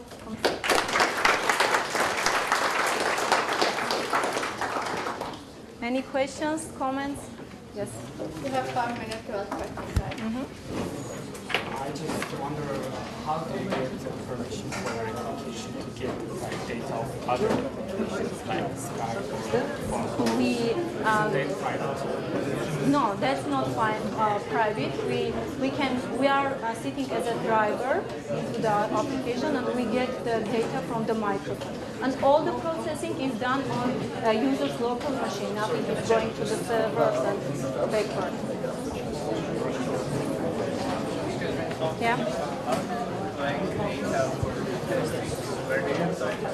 Well, as I mentioned, we have some recordings that we ordered from the head acoustics. We also generate some artificial taste data for our tests.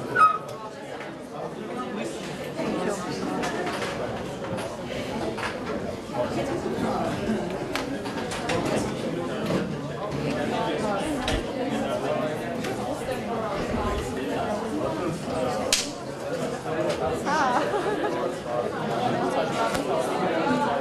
Դե հավաքեցինք, մաքրեցինք, արդի երկար ժամանակ ենք դրա վրա ծախսել իրականում, մենակ դատայի համար։ Տարբեր աղբյուրներից, աուդիո բուքերից կա ապաներ, կա որ առել ենք որոշ դատասեթեր, շատ տարբեր, կան դատասեթեր, որ առել ենք, բայց մեկը լսել ենք, որովհետև նենց չի, որ ինչ դատա առնես, հով նիդերինք հետաքրքիր։ Հիշում եք 1977 թվականին օրինակ սիգնալ եկավ, դիեզերքով պատմում էին, որ հավաստական alien spaceship, հետո երկարանը չենք հասկանում դա դիեզերական շում նոյզը թե Ես չգիտեմ դրա մասին չէ։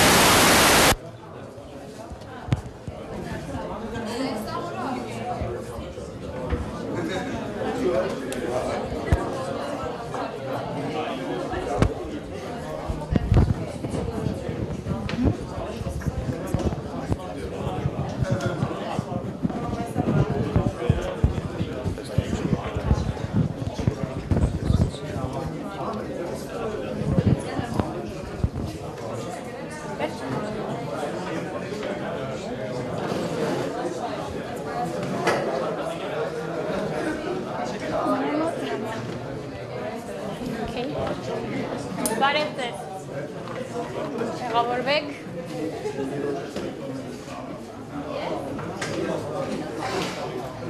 Սամստեցինք, վաստենք։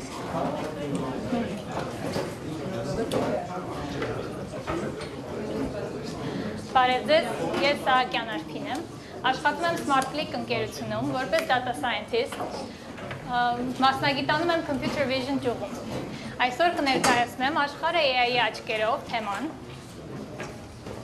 Թեմայի նպատակն է խոսել AI մոդելների հաջողությունների ու ձախողումների մասին։ Նշելու եմ հատկապես ձախողումները, որովհետև իրանք ավելի հետաքրքիր են նախ, եւ մենք ձախողումներից շատ բան ենք սովորում։ Հաջողությունները ակնառու են, շատ են, հատկապես այս ոլորտում, իսկ ձախողությունների իմաստը հասկանալը ինչից է գալի եւ հասկանալ իրանց հիմնական լուծումները հետաքրքիր կլինի։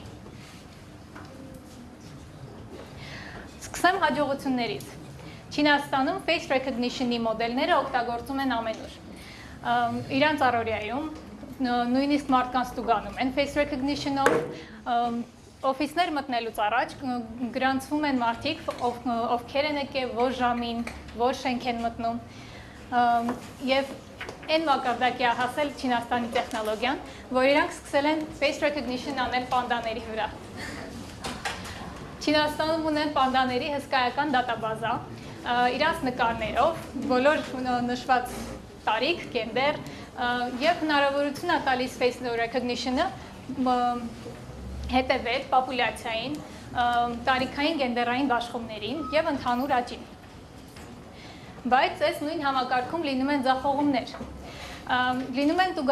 Չինաստանում հիմա անում են տուգանումներ face recognition-ով, այսինքն մարդիկ, ովքեր փողոց անցնում են սխալ տեղից, անմիջապես իրանց դեմքը գրանցվում է եւ ուղարկում են տուգանք ավտոմատ։ Եղել էր հետաքրքիր դեպք, եւ երբ այս կնոջը ուղարկել էին հազարավոր տուգանքներ, երբ ինքը նույնիսկ այդ փողոցում չէր գտնվում, ոնց է տեղի ունեցել, իր դեմքը դրված էր հասարակական տրանսպորտին որպես գովաստ։ Ինքը բիլիոնատեր էր, ուներ մեծ կամպանիաներ եւ ավտոբուսը անցել էր բոլոր հնարավոր փողոցներով ու իրան ամեն պահին նկարել ու տուգանք էին ուղարկել։ Իսկ այս մարդուն, ով վարում էր հասարակական տրանսպորտ, տուգանել էին նրա համար, որ ինքը խոսում էր հեռախոսով, երբ ընդամենը փորում էր դեմքը։ Խնդիրները գալիս են նրանից, որ ինչ մոդել էլ գրեք, իրան տեստավորման ընթացքում պետք է տեստավորել հնարավորինս բնական միջավայրում, այսինքն ոնց է օգտագործվելու այնպես, որովհետև միշտ լինելու են բացառություններ, որը հաշվի չէին կարել։ Օրինակ այդ երկու դեպքը։ Հնարավոր լուծումը, liveness detection-ը, այս դեպքի համար, երբ կնոջ դեմքը ուղղակի պատկեր էր դրված եւ չէին ճանաչել, որ դա պատկեր է ոչ թե իրական կին, կա liveness detection-ի tool-ը, որը նայում է նկարի ֆրեյմերը մի քանի հատ իրար հետևից ու հասկանում է մարդու միմիկան շարժվում է թե չէ։ Եթե չի շարժվում, ուրեմն դա ինչ-որ մեկի նկարն է եւ ոչ թե մարդը։ Սա խնդիր կարա լինի security-ի համար, face recognition-ով, եթե ինչ-որ մեկը փորձի sense տպած նկարներով անցնի face recognition-ի դիմացով, ձեր փոխարեն մտնի շենք։ Անցինք առաջ։ Հաջողություններ, մեծ հաջողություն գրանցվել է սուպերմարկետների ոլորտում։ Կան շատ կիրառումներ AI-ի սուպերմարկետի ոլորտում, դրանցից մեկը product placement-ն, այսինքն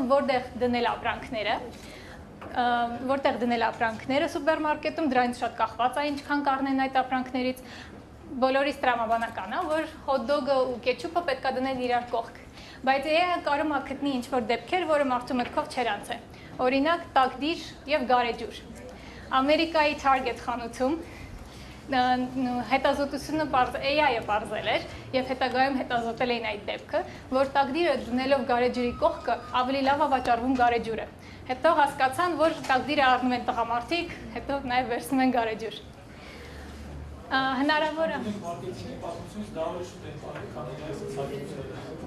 AI-ը գտնում է կապեր, որը չէինք մտածել, որ կարան լինեն։ Չգիտեմ, միջև է Target-ը օգտագործում էր AI-ից հետո։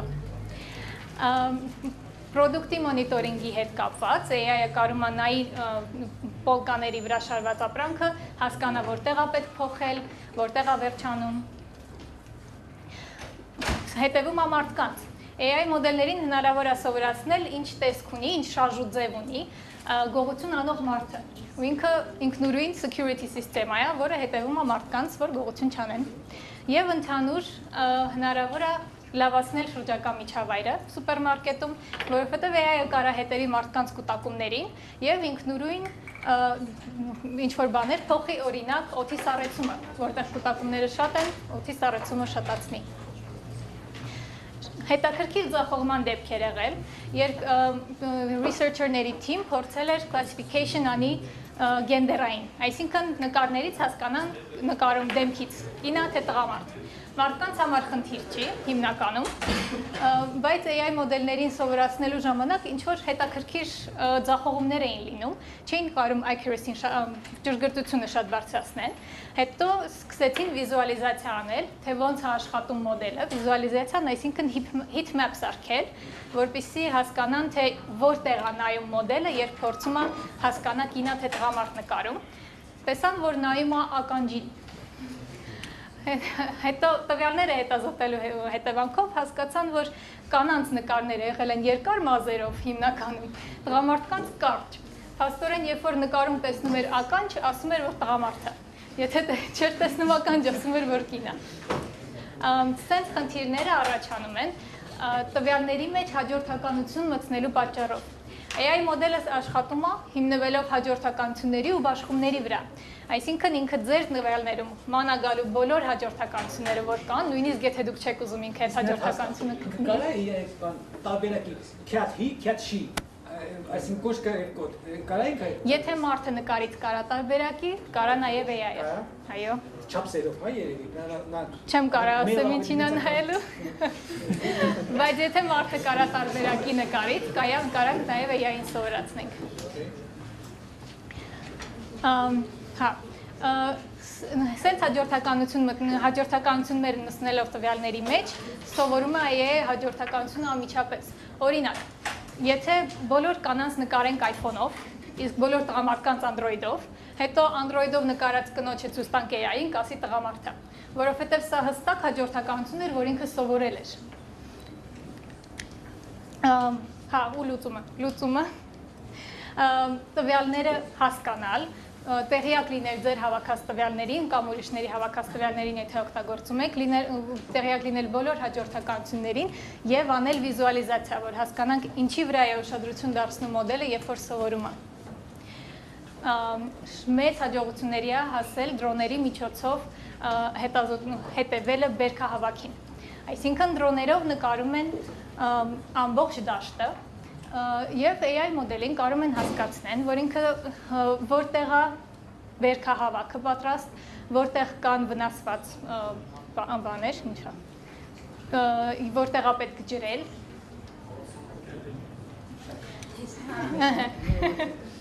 Գենդերային տարբերություն չկա, բայց գոնե հասկանում է, որ կատու է։ Այս դեպքը շատ հետաքրքիր ձախողում էր։ Researcher-ների թիմ որոշել էր հասկանալ ինչքանով է մոտիկ AI-ի մտածելակերպը մարդու մտածելակերպին։ Սա կարևոր է researcher-ների համար, որովհետև մարդիկ երբ որ կանգնում են, իմանում են, որ ինչ-որ բան AI-ով է արված, եւ կանգնում են ինչ-որ մոդելի դիմաց, որը ենթադրենք face detection-ը անում, կամերայի դիմաց կանգնում են ու անմիջապես փորձում են AI-ին հիմարացնել։ Ծամածրվում են, փակում են դեմքի մասերը, փորձում են ինչ-որ ձևի խաբեն, վերջում ասեցին բան չարես, չգտավ։ Նենց որ researcher-ների թիմը փորձում էր գտնել այդ լիմիտը, որ ինչքանով է ինքը նման մտածում մարդուն։ Սովորացրել էին դասակարգել մի շարք կենդանիներ, նստացրել էին մարդկանց խումբ, մարդկանց ցույց էին տալի նկարը եւ AI-ին ցույց էին տալի նկարը, տեսնում էին ով ավելի լավ անում։ Հիմնականում AI-ը աշխատում էր հիանալի։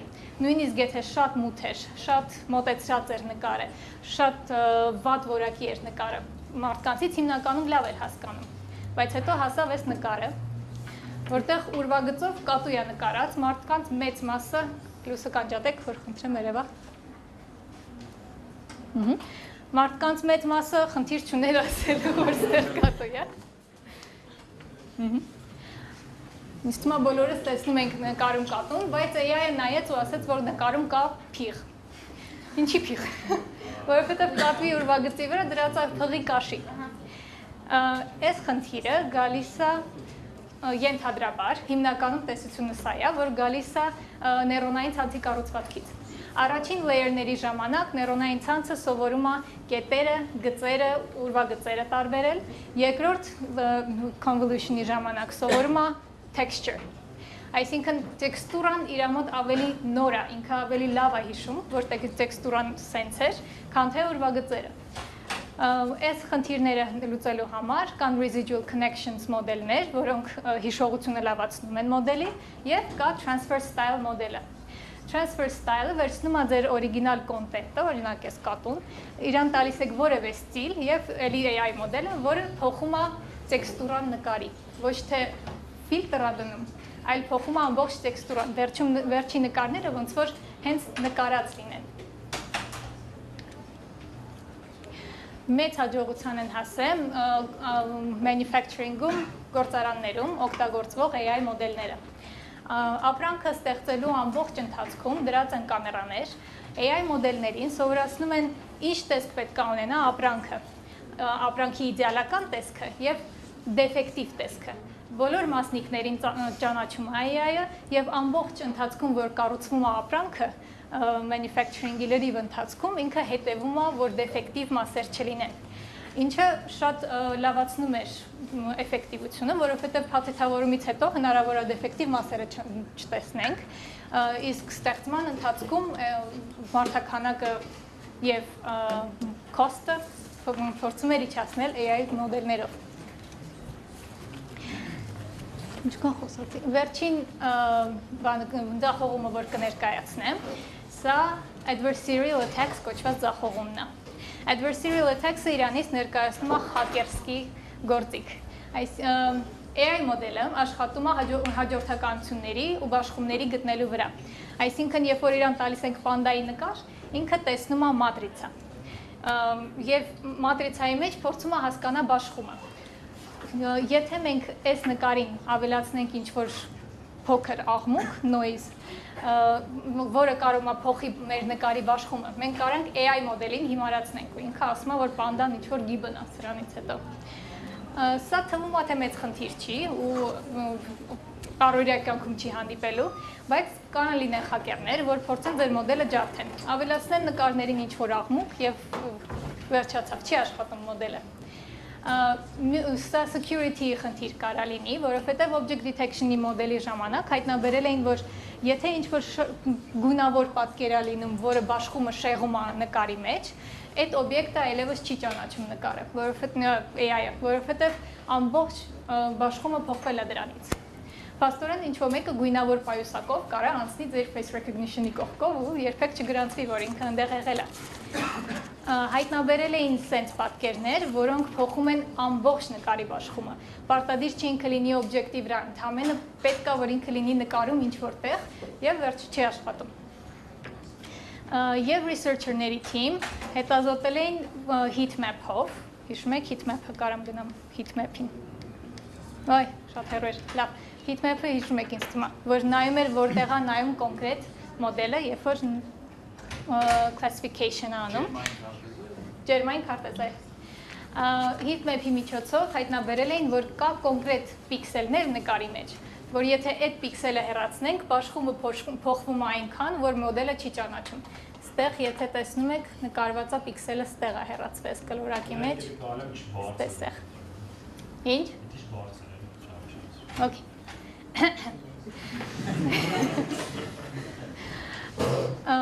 Մեկ պիքսելի հեռացումով հնարավոր է բաշխումը փոխել այնքան, որ մոդելը այլևս չաշխատի այս խնդրի վրա։ Սա էլ թվում է, թե նենց բան չի, որը կարող առօրյա կյանքում տեղի ունենա, բայց բերեմ օրինակը self-driving cars, մեքենաներ, որոնք AI-ով են աշխատելու հետագայում, Elon Musk-ն է աշխատում դրա վրա։ Եթե stop sign-ի վրա ինչ-որ գրաֆիտի արված լինի, հատուկ տեղում, այլևս չի տենալու այդ stop sign-ը մոդելը, չի կանգնելու, վթարա լինելու, հետո չեք կարողանալու բացատրենք ինչ պատահեց։ Այս խնդրի լուծումը ձեր կոդերը պաշտպանելն է։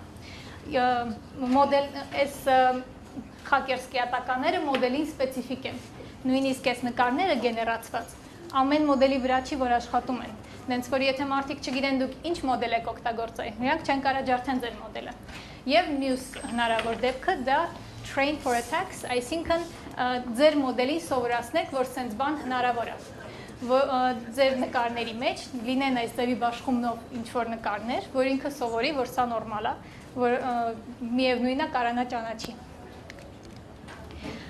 Եզրակացություն։ Հիշացնեմ, մենք խոսացինք ձախողումների եւ հաջողությունների մասին, ամենահետաքրքիրը ինձ թվում է ձախողումներն են, որովհետև իրանք սովորացնում են մեզ, թե ոնց է AI-ը տեսնում աշխարհը, ինչով է տարբերվում մեզնից։ Եվ հետագայում այս ձախողումները կարելի է օգտագործել որպես feature։ Շնորհակալություն։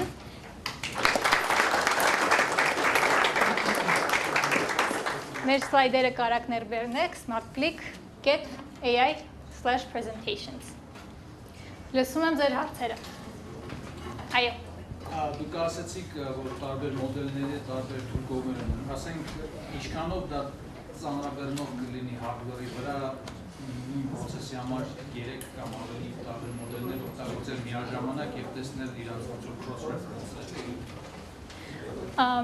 Հարցը չհասկացա։ Այսինքն միաժամանակ train արվեն մի քանի մոդել եւ տեսնենք, որի դեպքում տարբեր ալգորիթմներ աշխատում։ Training-ի առումով տարբեր մոդելներ տարբեր ժամանակ են տևում, կան ավելի ծանր մոդելներ, կան ավելի թեթև, նույն object detection-ի մեջ կա YOLO մոդելը, որը 100 անգամ թեթև է faster RCNN մոդելից, իրան train անելը շատ ավելի բարդ է։ Միևնույն ժամանակ, հա, դուք կարող ունենաք backup-ներ։ Եթե ձեր ռեսուրսները թողում են, որ դուք ունենաք մի քանի մոդելներ իրաց համար, խնդիր չի։ Ավելի լավ լուծումը պաշտպանվել է ուղղակի, որ ամեն մի պրոյեկտի համար չունենանք բազմաթիվ մոդելներ։ Մի հատ էլ հարցը կարելի է ասացիք, տարբեր մոդելները տարբեր ժամանակ են պահանջում training-ի համար, իսկ ինչ որ կորելացիա կա, ասենք, եթե մոդելը ավելի երկար ժամանակ է պահանջում, ինքը ավելի ոնց որ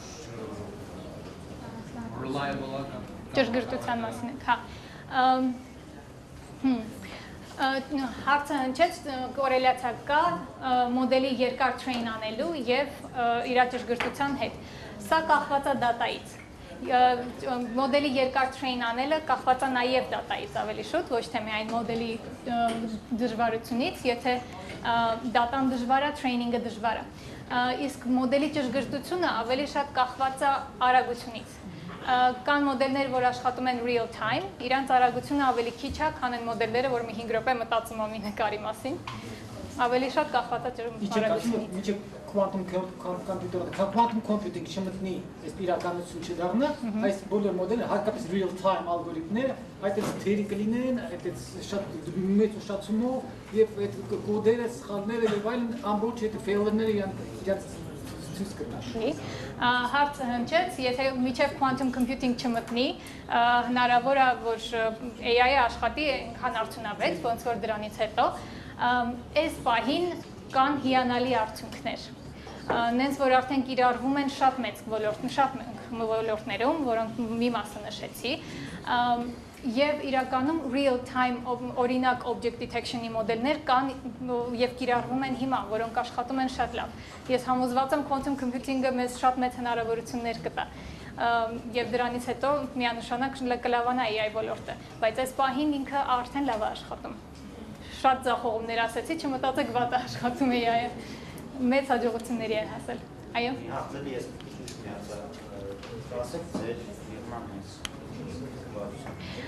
Smart Click AI ընկերությունն է, մենք աշխատում ենք data science եւ AI ուղղվածությամբ, աշխատում ենք աղյուսակային տվյալների վրա, computer vision, այսինքն նկարներ եւ վիդեոներ, ունենք NLP, տեքստային տվյալների վրա աշխատանք։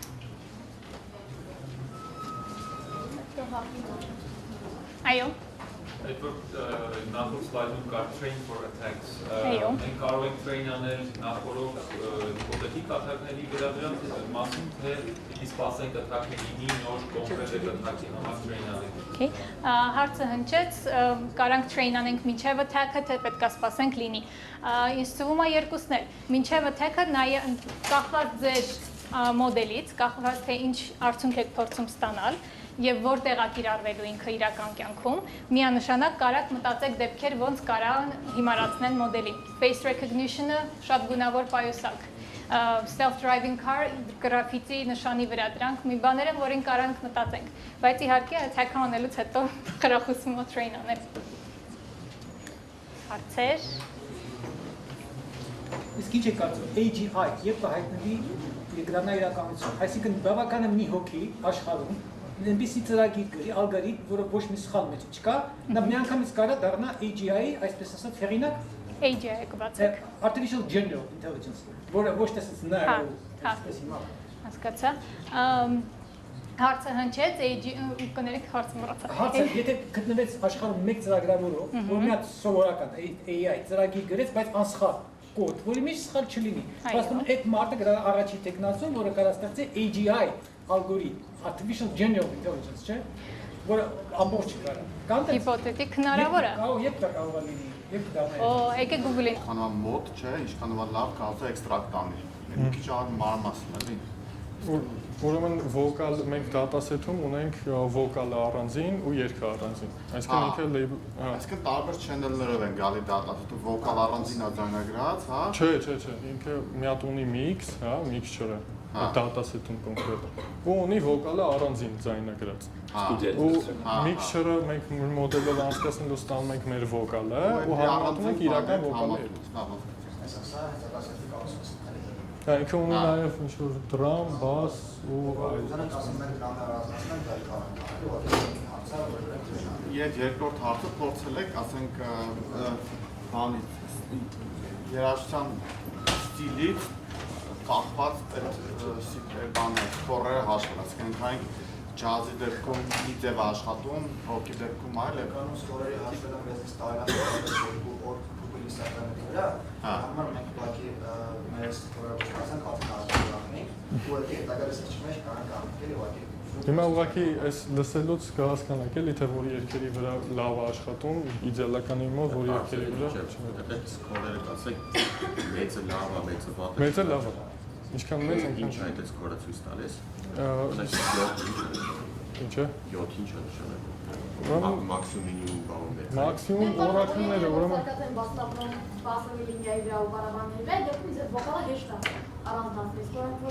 հակառակը, եթե ծխկոց կա, դրանք ավելի վատ է, որովհետև այդ հաճախականությունը բավական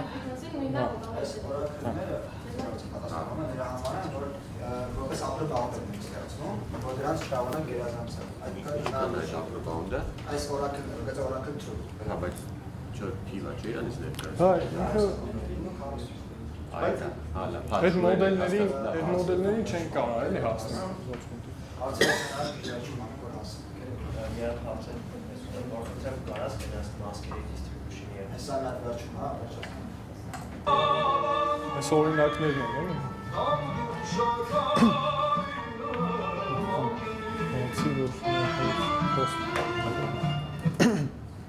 Ուրեմն, ես էլ բանը, մեր output-ն է։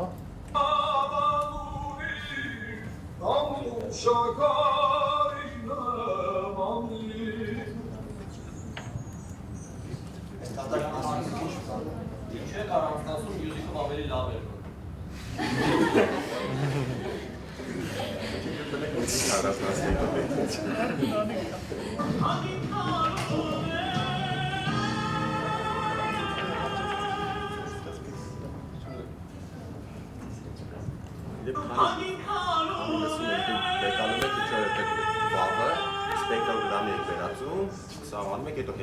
Հետո inverse short time Fourier transform ենք անում,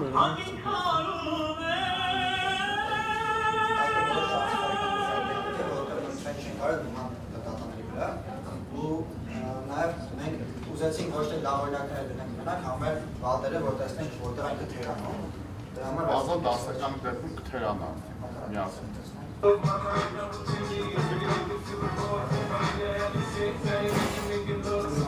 Кстати, есть о чем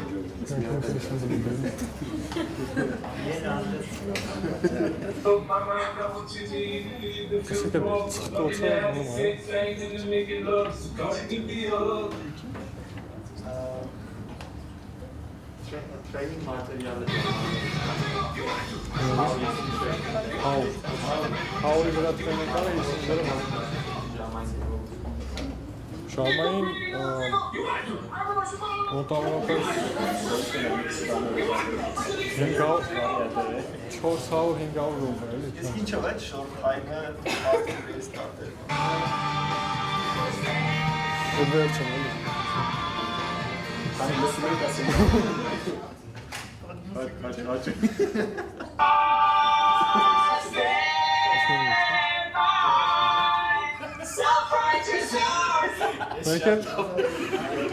Մենք հասկացել ենք, որ մեր մոդելը իրականում կարա աղմուկից ձայնը առանձնացնի ու իհարկե չենք փորձել շատ խորը։ Համենայն դեպս մենք փորձել ենք վերցնենք լայվ ձայնագրած մի հատ երգ, հենց Պավարոցի ու Բրայան Ադամսի, հեսը լսենք։ Հետևում ծափերը կլսեք, էլի։ Հիմա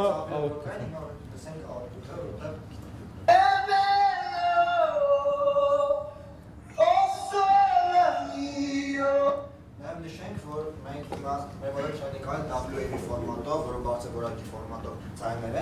YouTube-ից որ քաշում ենք, MP3-ով որ ահագին լսում է, ու դա էլ ազդում որակի վրա։ Ուրեմն այս ընթացքում միացրու։ Ուրեմն մի երկու ուրեմն նոտ անեմ, հա, պրոյեկտի վերաբերյալ, էսի commercial չի ընդհանրապես, բաց դրած այս link-ն է GitHub-ի, եթե չգիտեմ, ցանկություն ունեք contribute անելու, այդ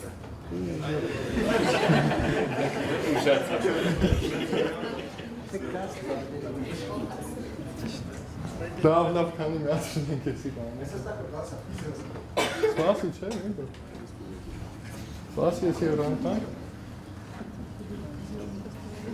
Ուրեմն էսի առաջին Aerosmith-ինն էր, մի քիչ առաջ եմ գնացել, չգիտեմ, հիմա տեսնենք 10 վայրկյանոց random վերցրել ենք, այս Ինչ շնավ է, բարձրացնում։ Ուրեմն ես վոկալի վրա, ես լավագույն ոնց որ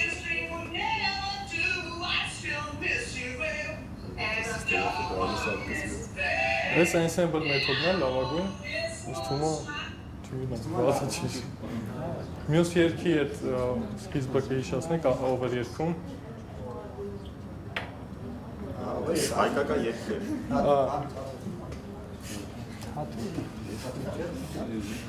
Իմ ախպերս, չէ։ Տեսնենք ինչ random վերցրել է։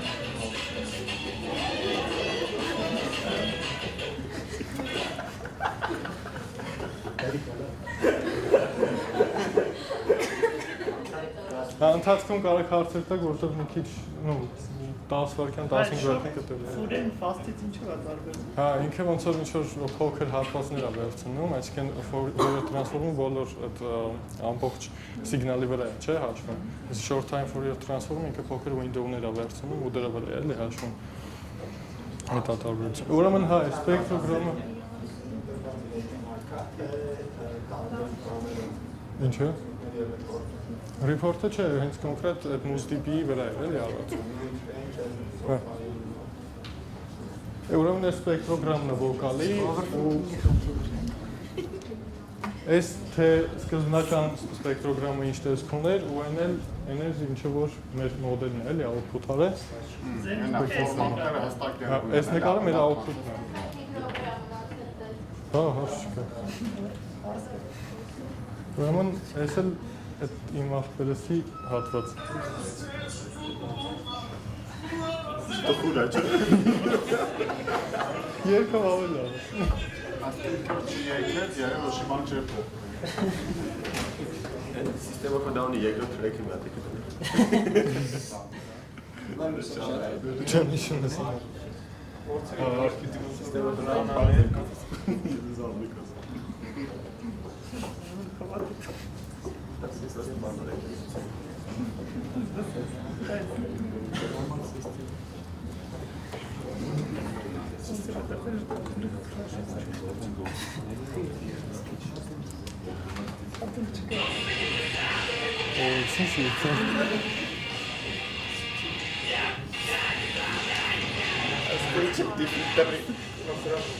Essa full banda, Այս այնա ինչը որ ստանում է, էլի, էսի սիգնալն է, այս սպեկտրոգրամն է, short time Fourier transform արած, էլի վիճակում։ Որ քիչ data pointer-ը բա, underfit կամ overfitting-ի խնդիրներ չի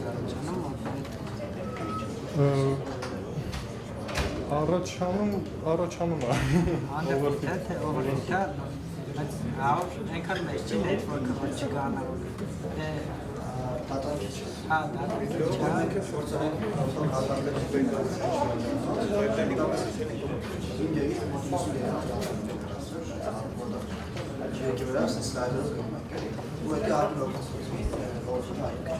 Եթե ավելի փոքր պրոստը լցեք, մի դեպի ախտ։ Լավ, ինչով խոսում են, մենք output-ը լսենք, էլի։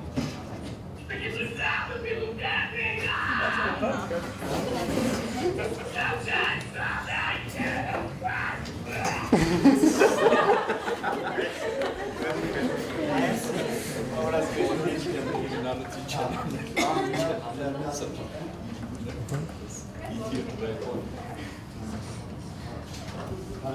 Լինքուրը։ Նախքել հա։ Ձեր մոտ սպեկտրոգրամն է, չէ՞, մատանց։ Հա, մոդելի։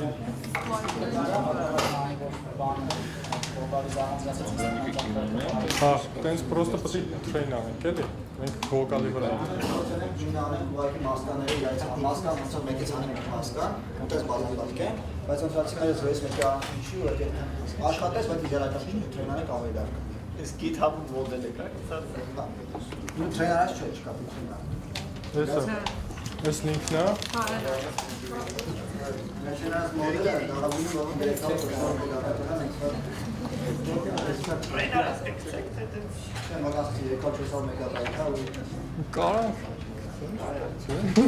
Կարանք է ռիլիզներով անենք։ Բայց չեմ։ Տնենք։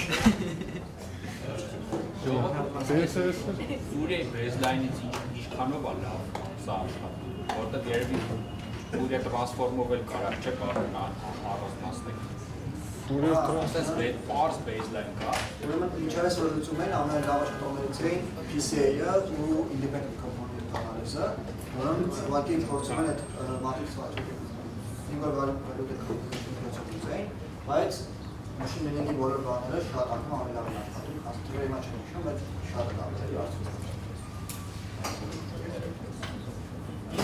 Մի բան է ասել, այս թվերով ինչ որ մենք բան ենք անում, այսինքն թիվը լավը իրոք համապատասխանում է լսել, այսինքն լսելուց այն ինչ որ sense վատ էր մեզ բանանում, իրոք դա այդ թվերը լավ թվեր են, ուզում եմ ասել, թե նես մոտավոր թվեր են։ Լավացնելու տեղ կա։ Մենք գործել ենք նաև թվերի հետ կապված, ոչ թե 0.1, այլ հենց 0.1 դիսկրետ output-ով մասկար բազմապատիկ է, ու ինքը հետաքրքիր output է, որտեղ ինքը տանկինորիսը հանում է, բայց ձեր հետ նաև հանում էր ձայնից որոշակված, որը արդեն ճաշակի հարցավորца հանում է։ Ինքը իրաց խորավից հացրեց 10, բայց եկել են, որ արդեն հետաքրքիր output-ը տալիս։ Դա արդեն trade-off-ի հարց կա։ Երևի հարցանալի շատ է SDR-ը մարդու հետ համընկնում է եւ կորելացիական SDR-ի մարդու հետ։ Հենց դա է, որ discrete output-ի հետ էին բազմապատկում, ինքը ավելի լավ է ստացվում, քան continuous-ինը, բայց SDR-ը բավականին ցածր է։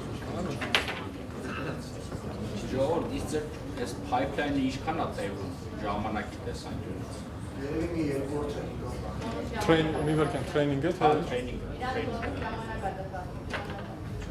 Մենք ես հետո քիչ կխոսամ։ Բոլորը շատ հետաքրքրված են լսել։ Training-ը ուրեմն մենք փորձել ենք այդ 1060-ի ու 1080-ի վրա train անենք։ Երևի այտենց մի 2 օր պետք է էլի full որ անցնի էլի, ինչ որ մինիմումի գա էլի։ 102-ի վրա F4 train ենք անում։ Ինքը 103 չէ, մենք ոչ թվակի 103-ի ինքնություն տալիս, այլ 3 համընկնում ենք, բաժան 2-3 վայրկյաններով վայրկյան գնում ենք, այսինքն դատան բավական մեծանում է։ Ու մոտավորապես 5 գիգաբայթ դատասետներ մենք 91 գիգաբայթ դատա ենք ստացել մեր processing-ի արդյունքում։ Իհարկե ակումուլյացիա չենք արել, այդ ուրանը ավելի լավ։ Այսինքն մի 2 վայրկյանա սպեկտրագրամում էքսարկում ինքը հատում է Ինքը ոնց որ կապված է նաև short-time Fourier transform-ի այդ պարամետրերից, եթե այտենց որոշ պարամետրերի դեպքում այդ 99 գիգաբայթն ենք ստանում, որոշ պարամետրերի դեպքում այդ NumPy-ով save-անել են,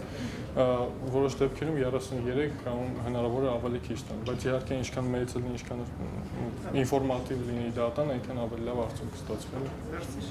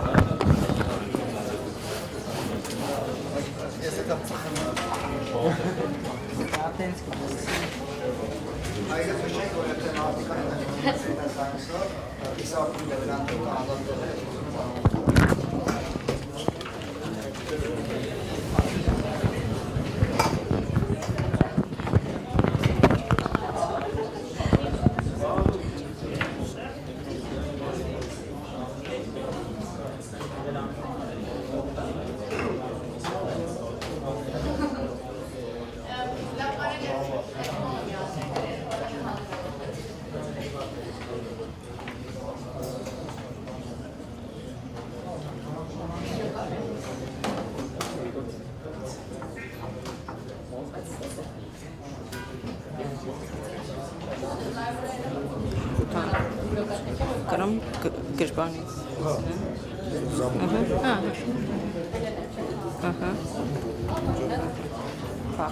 Վարդանյան։ Աշխատեք ստեղից Հա։ Հա։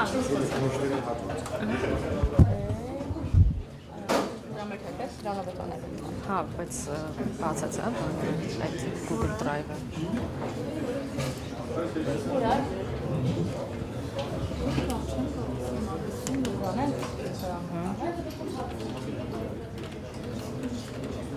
Ես իմ Drive-ը մտնելու, թե դուք եք մտնելու, ես եմ մտնելու իմ Drive-ը, թե դուք եք մտնելու։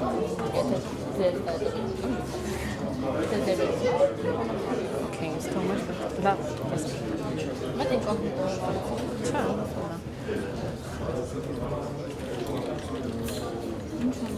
Ես չեմ արանի։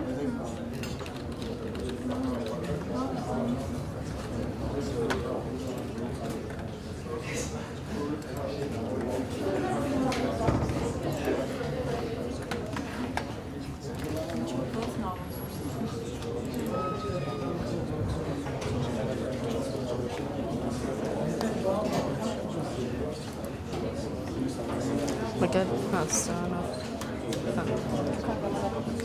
Կեշո։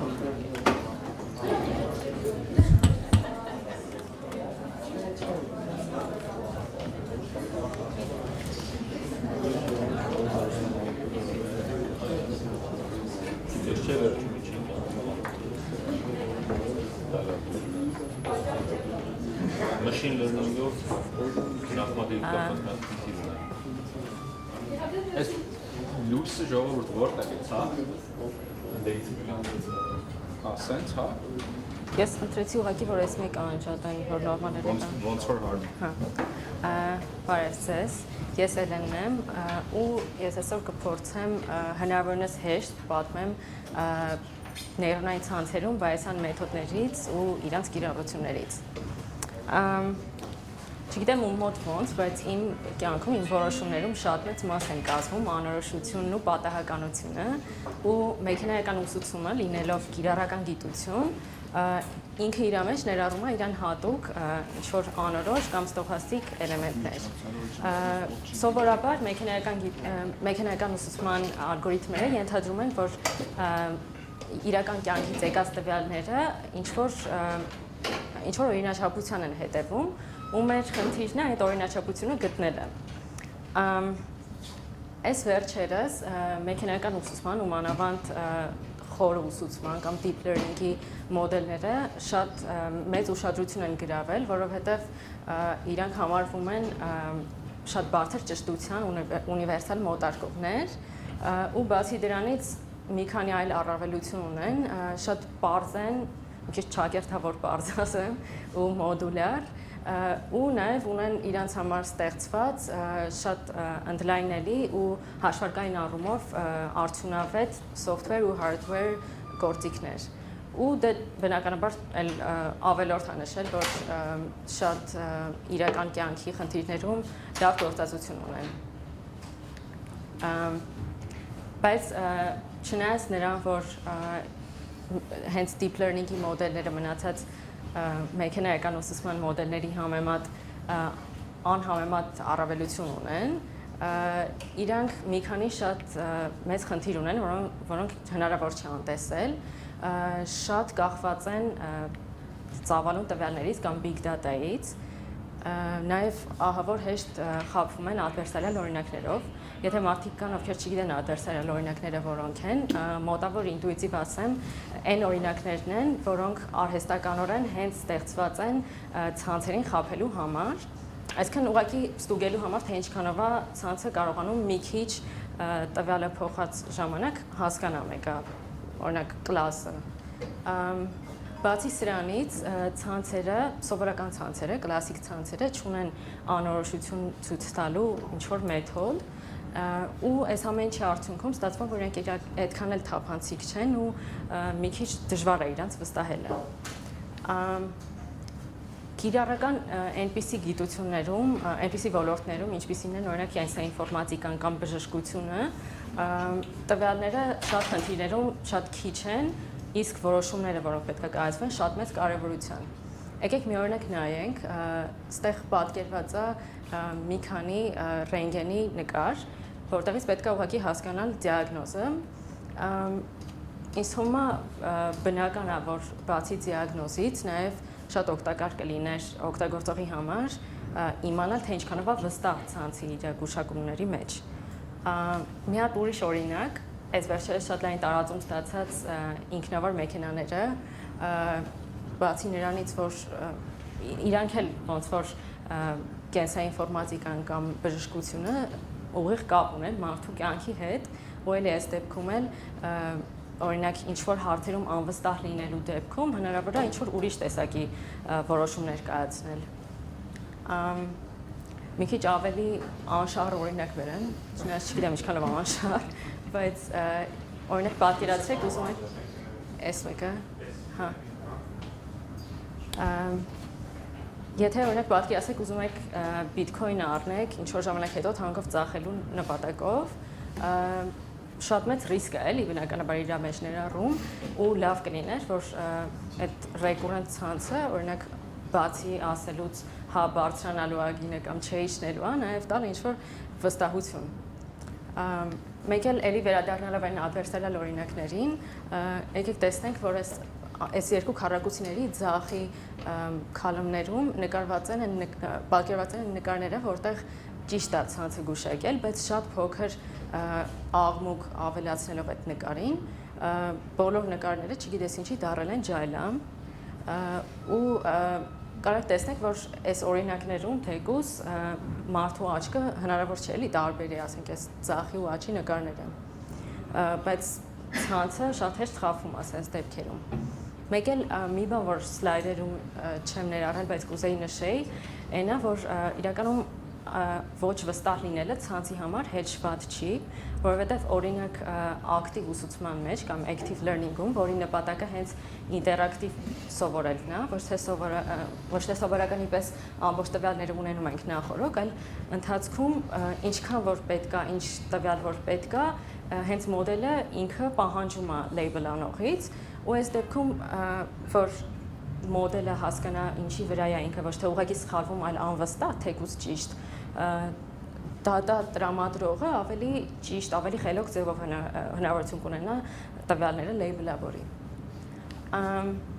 Միջև հենց այդ անորոշություն մտցնելուն, եկեք մի հատ հասկանանք ոնց են սովորական կլասիկ ցանցերը train ու inference անում։ Օգտագործվում է հաճախականային մեթոդը կամ հաճախականային մոտեցումը կամ frequentist approach-ը, ավելի կոնկրետ իր մեծագույն ճշմարտանմանության կամ maximum likelihood estimation-ը, եթե վիճակագրությունից ինչ-որ բան հիշում եք, ուրեմն երևի էսա։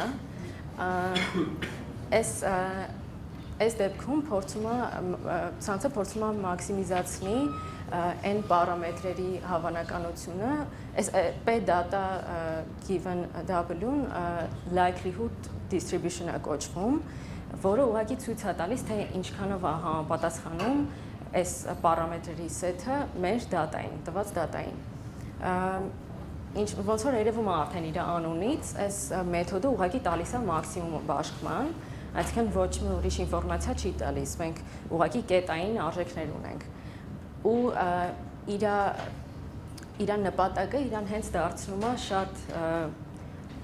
շատ հակված overfitting-ին կամ գերուսուցմանը, որ եթե մի երկու բառով ասենք, այնա, որ մենք ուղղակի շատ լավ սովորում ենք մեր ունեցած տվյալների վրա, բայց արդյունքում ունենում ենք շատ բարդ խուճուճ մոդելներ, որոնք նոր տվյալների վրա այդքան էլ լավ արդյունք չեն տալիս։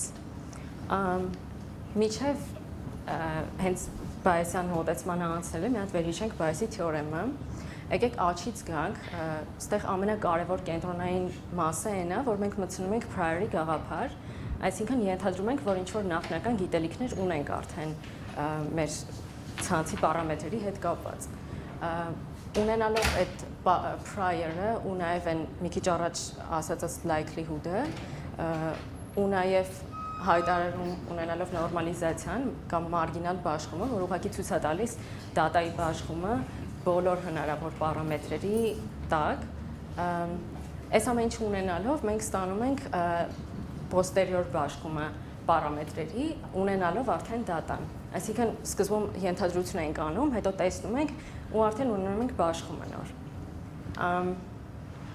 Այս բանաձևը բերում է մաքսիմա posterior-ի գաղափարին, որը փորձում է հենց posterior-ի մաքսիմիզացնի այս հավանականությունը ու օգտագործում է bias-ի բանաձևը, բայց քանի որ մաքսիմիզացում է ըստ W-ի, ինքը անտեսում այն հայտարարի p-դատան, որի արդյունքում մենք շատ ինֆորմացիա ենք էլի կորցնում, որտեղ ընդհանրապես էլի ստանում ենք argmax-ը, այսինքն մի կետային արժեք։ Բայց մի հատ առավելություն ունենք maximum likelihood estimator-ի համեմատ, այդ n-ը, որ եթե օրինակ պատկերացնենք maximum likelihood-ը որպես maximum posterior-ի մի կոնկրետ պարզագույն օրինակ, կստացվի, որ ունենք uniform prior կամ հավասարաչափ prior, որը ուղղակի բոլոր տեսակի պարամետրերի նույն կշիռը, նույն արժեքն է տալիս։ Ու ստացվում է, որ maximum posterior-ի առավելությունը maximum likelihood-ի համեմատ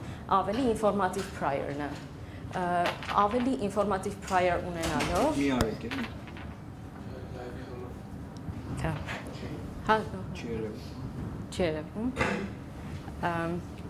Լավ, ինչև է։ Ստացվում է, որ maximum a priori-ին առավելություն ունի maximum likelihood estimator-ի համեմատ ունենալով ավելի ինֆորմատիվ prior, որը իրականում համապատասխանում է ինչ-որ ռեգուլարիզացիայով սովորական մեր տրեյնինգին ցանցի։ Հայտնի ռեգուլարիզացիաներից երևի լսած կլինեք L1-ը, L2-ը կամ drop-out-ը, որոնցից իրականում ամեն մեկը համապատասխանում է ինչ-որ մի prior-ի, որպես օրինակ կարանք տեսնենք, որ իրականում չենք կարող տեսնենք, որ prior-ը նորմալ չեմ գրել, բայց եթե ենթադրենք, որ Gaussian prior-եր այնտեղ գրած, արդյունքում ստացվելու է, որ L2 ռեգուլարիզացիա ենք ստանում, այստեղ ուղղակի այս ամեն ինչը այդ bias-ի բանաձևը գրած է մինուս լոգ արած արդեն։ Ու ստացվում է, որ եթե մենք մաքսիմիզացնում ենք հավանականությունը, հիմա մինիմիզացնում ենք մինուս լոգ հավանականությունը, այս մեր սովորական cost-ն է, այն մասն է ռեգուլարիզացիան։ Հիմա համ maximum a priori, համ maximum likelihood-ի ժամանակ ստացվում է, որ օրինակ ռեգրեսիայի խնդիրներում մենք ուղղակի վերջում ստանում ենք մի հատ վեկտոր, որը ռեգրեսվում է ուղղակի տվյալների միջինին, իսկ կլասիֆիկացիայի դեպքում շատ հաճախ այն հայտնի օգտագործվող softmax-ի output-ը ինտերպրետացնում են որպես հավանականություն, բայց ոչ միշտ է, որ ինքը ճիշտ ցույց է տալիս հավանականությունը, որովհետև օրինակի համար տվյալներից շատ հեռու, եթե նոր մի հատ տվյալ տանք, շատ հաճախ լինում է, որ շատ մեծ softmax-ի output ենք ստանում, բայց չպետք է այդքան վստահ լինեինք, էլի մեր output-ի վրա։ Այս n-ը ինչ որ մենք միջև էս ունենք ուղղակի ֆիքսված W-ներ, B-եր, մենք ինչ որ ուզում ենք ունենանք, մոտավորապես S-ը W-ների ու B-երի վրա բաշխումներ, որոնք վերջում գալիս են միջև Y, որովհետև մեզ ամենաշատը երևի հետաքրքրելու է հենց կանխատեսման վրա բաշխումը։ Կոնկրետ Bayesian sense full Bayesian inference-ի ժամանակ մենք հաշվում ենք ամբողջ posterior-ը, ի տարբերություն maximum a priori, որ ուղղակի մաքսիմիզացնում էր ամենալավ կետներ գտնում, մեզ պետք է ամբողջը, որպեսզի տեսնենք, որ կարողանանք վրան, ասենք, ինչ-որ անորոշություններ հաշվել, էնտրոպիաներ հաշվել, չգիտեմ, ինտերվալներ հաշվել։ Երբ որ ունենում ենք այս posterior-ը, արդեն կարողանում ենք նոր դատայի վրա այս բանաձևով prediction անել, բայց Y-X-ը մի հատ կասես։ Y-ը, հա, Y-ը ոնց որ նոր, ասենք, բանի կլասիֆիկացիայի դեպքում կլասերն են, X-երը նոր, X աստղանիշը նոր դատան է։ Հա, աստղանիշները նորն են, չտեսած բաներն են, հա։ Հա, այս մի հատ բանի վրա prediction-ը ոնց որ լինի, էլի։ Հա, այս էլ maximum a posteriori նման տալիս է ռեգուլարիզացիայի էֆեկտ, այսինքն փոքր դատայի դեպքում շատ հարմար է այս օգտագործելը, ու նաև տալիս է ի տարբերություն նախորդ երկուսի տալիս է անորոշության ինչ-որ գնահատականներ։ Բայց ոնց որ ասում են, երկու երնեք միտեղ չի լինում ու այս Bayesian նեյրոնային ցանցերում այն նախորդ այս սլայդի մեջի ինտեգրալները սովորաբար հաշվել չի լինում, երբ որ լինում է, այդ այն բարձրագույն դեպքն է, երբ որ ասենք մի layer-անոց ցանց ունենք, այդ դեպքում ճշգրիտ այդ անալիզիկ ֆորմը երբ որ ունենում ենք, լավ է, բայց մեկ այնքան տարբերակներ կան W-ների, որ այդ ինտեգրալ հաշվելը շատ դանդաղատևում, իսկ երբ որ մի քանի layer ունենք, այդ ոչ գծայնությունները իրականում չեն էլ թողնում, որ անալիզիկ ինչ-որ ինտեգրալներ ունենանք։ Դրա համար պետք է օգտագործվեն ինչ-որ մոտարկող մեթոդներ, որոնց մեջ իրականում այսօր շատ չեմ խորանա, բայց մի քանիսի մասին ուղղակի sense high level որ ասեմ, ամենահայտնիներից են երևի variational inference-ը, որը մոտավոր ասում է, որ եթե մենք չենք կարողանում հաշվել հենց posterior-ը, եկեք մոտարկենք ինչ-որ ուրիշ բաշխումով, որը մեզ ավելի հեշտ ու հարմար է ուղղակի հաշվելը։ Մոտարկելուց հիմնականում օգտագործվում է ինչ-որ դիստանցիայի չասեմ, բայց ինչ-որ նմանության չափ, որը ուղղակի փորձում է շատ նմանացնի, ինչ-որ օպտիմիզացիայի արդյունքում գտնում է այդ բաշխումը։ Ու արդեն այդ բաշխումից լինում է մնացածը ինֆեր անել։ Մի հատ ուրիշ տարբերակ կա Markov chain Monte Carlo-ն, որը ինչ-որ իտերատիվ սեմփլինգներ անելով գալիս հասնում է ճիշտ posterior-ից sample անելուն։ Մեկ էլ այս վերջերս մի հատ բան էի կարդացել, շատ հետաքրքիր, չգիտեմ ինչքանով է լավ աշխատում, բայց ասում էին, որ իրականում հնարավոր է ընդհանրապես training-ը չփոխել, ուղղակի inference-ի ժամանակ օգտագործել ինչ-որ կոնկրետ ձևով drop-out-ը ու արդյունքում կստացվի ինչ-որ Bayesian մոտարկում։ Հիմա այդ մեթոդներից ոչ մեկից իրականում չենք խոսամ սրանից հետո, խոսանք մի հատ ուրիշ մեթոդից, որը Google-ում են ոնց որ ստեղծել, կոչվում է Bayes by Backprop։ Եթե պատկերացնենք առաջվա մեր loss-ը որպես ինչ-որ կլասիֆիկացիայի կամ իրականում հնարավոր է ռեգրեսիայի loss, գումարած առաջվա այդ W-ի, այսինքն պարամետրերի վրա ինչ-որ տուգանք, ապա նոր loss-ը իրանց մեթոդում ստացվում է համ միջին, քանի որ մի հատ բան ասեմ միջևես, իրանք բացի նրանից, որ prior distribution-ը վերցնում են նորմալ բաշխումը, նաև posterior են փորձում մոտարկել էլի նորմալ բաշխումով, ինչ որ ուրիշ պարամետրերով, բայց էլի նորմալով։ Դրա համար արդյունքում ստացվում է, որ երկու անգամ շատ պարամետր ենք ունենում, ոնց որ ի տարբերություն են նախորդի, երբ որ W-ներ ունենք, հիմա ունենք mu-եր ու sigma-ներ, ու բացի նրանից, որ այդ նույն penalty-ն ունենք mu-ի վրա, մի քիչ ուրիշ penalty էլ ունենք sigma-ի վրա, որը փորձում է ուղղակի մոտիկ պահի prior-ին։ Այս այստեղ խառը բանի prior-ի ու posterior-ի mu-եր ու sigma-ներ լցրած է որպես բոլոր նույն ձևի loss է բանի մեջ։ Չէ, prior-ը ֆիքսված ինչ-որ 0-1-ով է, էլի, այստեղ դժվար է դեպա prior, այս posterior-ի պարամետրերն են արդեն, որտեվ ոնց որ ասեցի, երկուսն էլ նորմալով անում, ուղղակի prior-ը վերցնում է 0-1, posterior-ը անհայտ, էլի, ինչ-որ։ Հա, արդյունքում ինքը օգտագործում է իրական էլի variational inference-ը, որի արդյունքում այդ նմանությունը շատացնելով բան, արդյունքում այս cost function-ն ենք ունենում, որը սովորական backpropagation-ով կարողանում են լուծեն։ Եթե պատկերացնենք այս առաջվա մեր ցանցներ, ապա ու կետային արժեքներ էին բոլոր պարամետրերը, ապա սրանից հետո մոտարապես այս տեսքը կունենա։ Ու քանի որ այս Bayes by Backprop-ը արդեն երևի հնարավոր բոլոր framework-ներով implement արած էր, ես այդ implementation-ներից մեկի վրա հիմնված experiment մի հատ գտա շատ հետաքրքիր, որը փորձում է ինչ-որ adversarial օրինակներ գեներացնելով փորձի հասկանա արդյունքում ցանցի անորոշությունը, անվստահությունը փոխվում է, թե չէ, ու ինչքանով է փոխվում։ Դրա համար վերցրել է MNIST dataset-ը, ձեռագիր թվանշանների, որոնք ունեն 10 կլաս, ու փորձել է ամեն նկարի վրա 3 տեսակի մոդիֆիկացիա անի։ Առաջինը ուղղակի գաուսյան աղմուկ ավելացնում գնալով, երկրորդը թեքում է ինչ-որ անկյան տակ ու երրորդը ինչ-որ դեֆորմացիա է անում։ Սրա համար մի րոպե 3 հատ վիդեո ունեմ։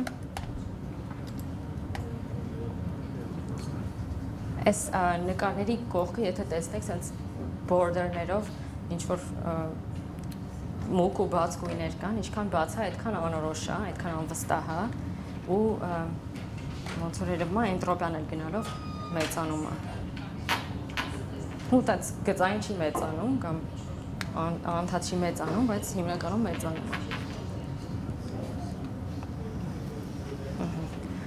Այս ուղղակի գաուսյան աղմուկ ավելացնելուց էր։ Այս երկրորդ դեպքը անկյան տակ թեքելու էքսպերիմենտն է։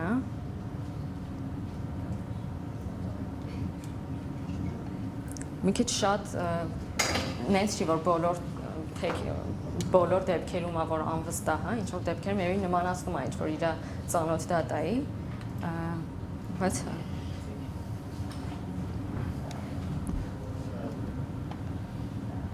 մեկ էլ վերջում այդ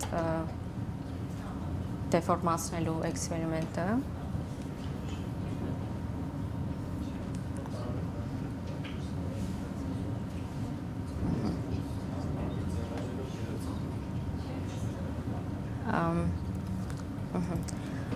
արդյունքում ինչ ենք ստանում այս Bayesian մեթոդով, համ ստանում ենք մեր կանխատեսումների մեջ ինչ-որ անորոշության չափ, որը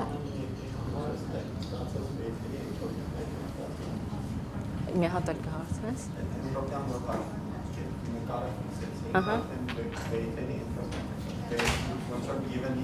Output-ի էնտրոպիա։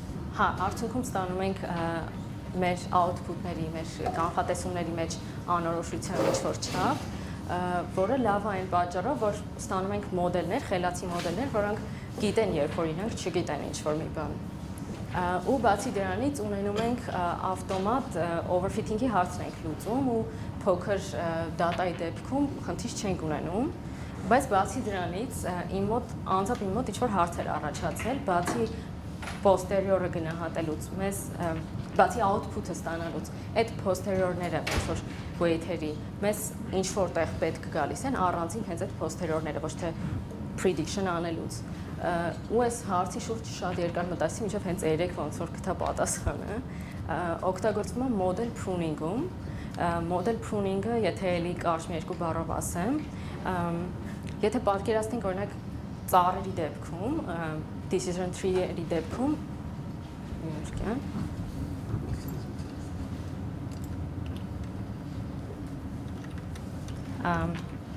decision tree-երի դեպքում pruning-ը համարվում օրինակ մի քանի այդ խորությունը ինչ որ տեղից կտրելը, համ բարձրացնում է մոդելը overfitting-ի հարցնալուծում, համ էլ իրական թեթևացնում է, ծառերի դեպքում մի քիչ երևի այդքան է կարևոր չի թեթևացնելը, բայց ցանցերի համար pruning-ը, այսինքն դրա համարժեքը ցանցերի դեպքում ուղղակի ինչ որ weight-եր 0 դնելն է։ Ստացվում է, որ ավելի քիչ data ենք պահում ու ավելի արագ են ստացվում հաշվարկները։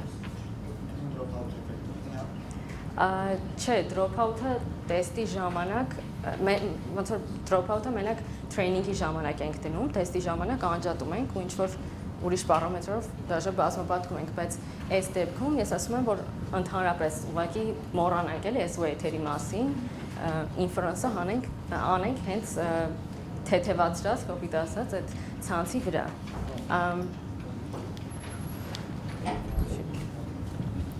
Հա, եթե ունենք այս տեսակի արդեն ցանց, այս տիպի weight-երով, մեր ուզածը այս պահին էսա, ինչ որ weight-եր ուղղակի հանելը։ Ու սովորական ցանցով հենց այն մեթոդով չենք անի, ինչ որ ես ասելու եմ, էլի չգիտեմ ինչ որ inference-ում ինչ։ Հա, ոնց պետք է հանենք։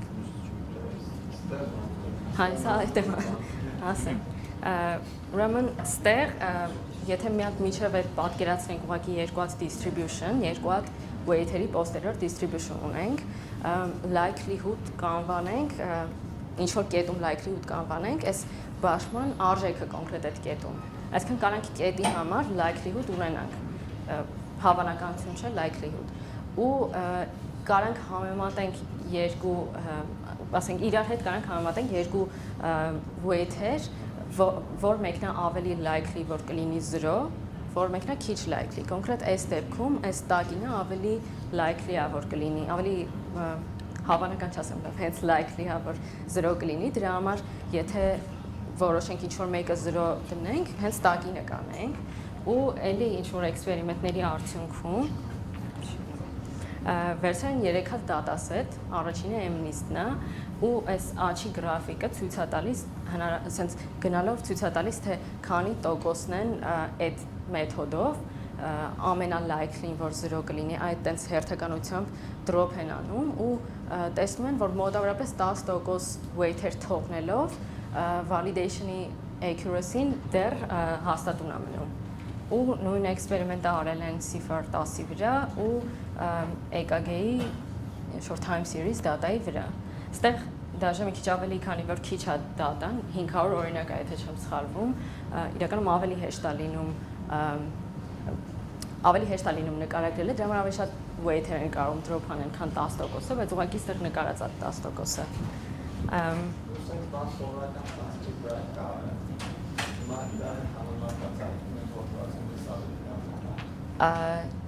Չէ, որովհետև ճիշտ ասած, տենց շատ ես փորձեցի գտնեմ սովորական ցանցերի վրա ինչքանով հա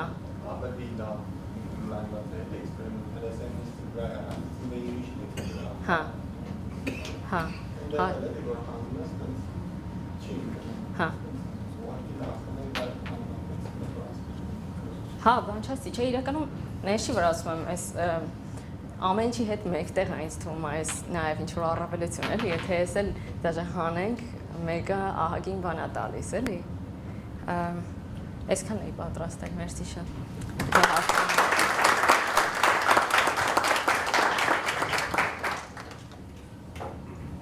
Չոր հարցեր կան։ Գևորգ։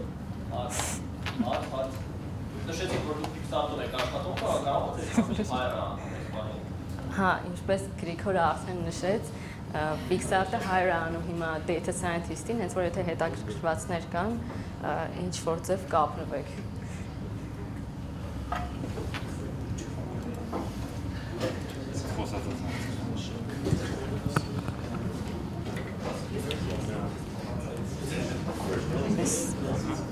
Երևույթը չկան։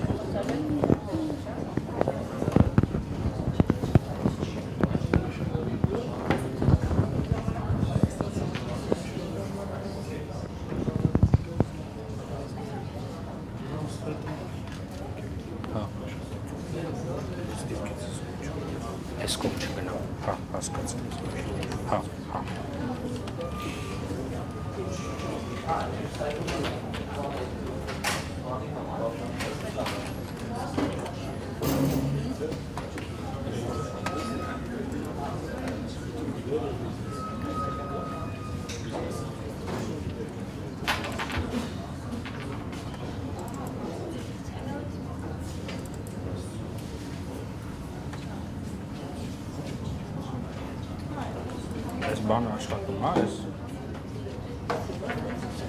Հա, աշխատում է։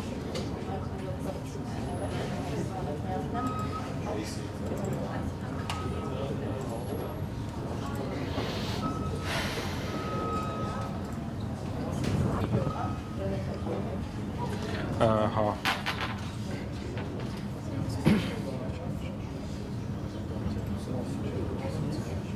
Ձայնել է պետք երևի։ Սա միացած է, չէ, ու իր բանին է նրան։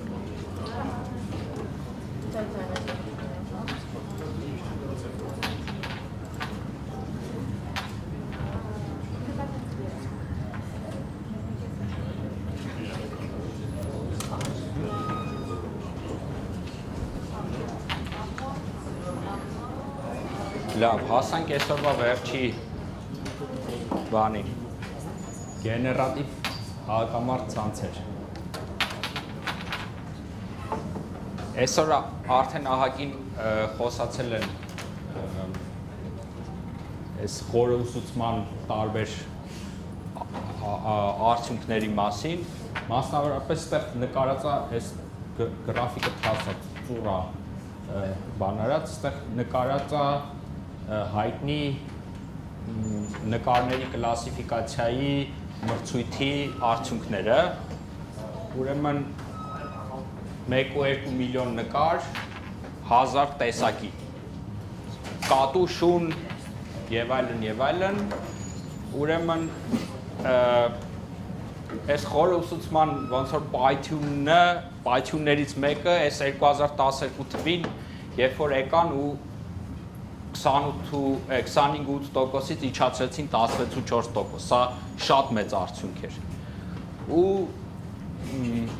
ինչ որ իմաստով այս նկարների ճանաչման ոլորտում top 5, այսինքն որ ճիշտ դասը պետքա ձեր ցանցի կանխատեսած վերևի 5-ի մեջ լինի։ Top 5-ն է, էլի։ Կա top 1, այսինքն առաջինը ճիշտ ասում թե չէ, բայց քանի որ 1000 կլասա համարվում է, որ այս top 5-ը վերևի 5-ատը վատ ցուցանիշ չի, էլի 1000-ից առաջին 5-ի մեջ ճիշտը դրել է։ Մարդիկ այս խնդիրը 5%, մոտ 5% ճշտությամբ են կարողանում լուծել, այսինքն էլի top 5-ի մասն է 5%, հա։ Որտեւ այս նույնիսկ այս բանի մեջ էլի նկարների մեջ աղմուկ կա, այսինքն նկար կա, որ ուղղակի սխալ է գրած, թե մեջը ինչ է։ Այսինքն այս 15 թվին տղաները պատմեցին ResNet-ը Microsoft-ի, ուրեմն այս թիվը այնքան իջացրեց, որ կոպիտ ասած 17 թվից էլ այս մրցումը չեն հասկացնում, որտեվ իմաստ չունի, էլի։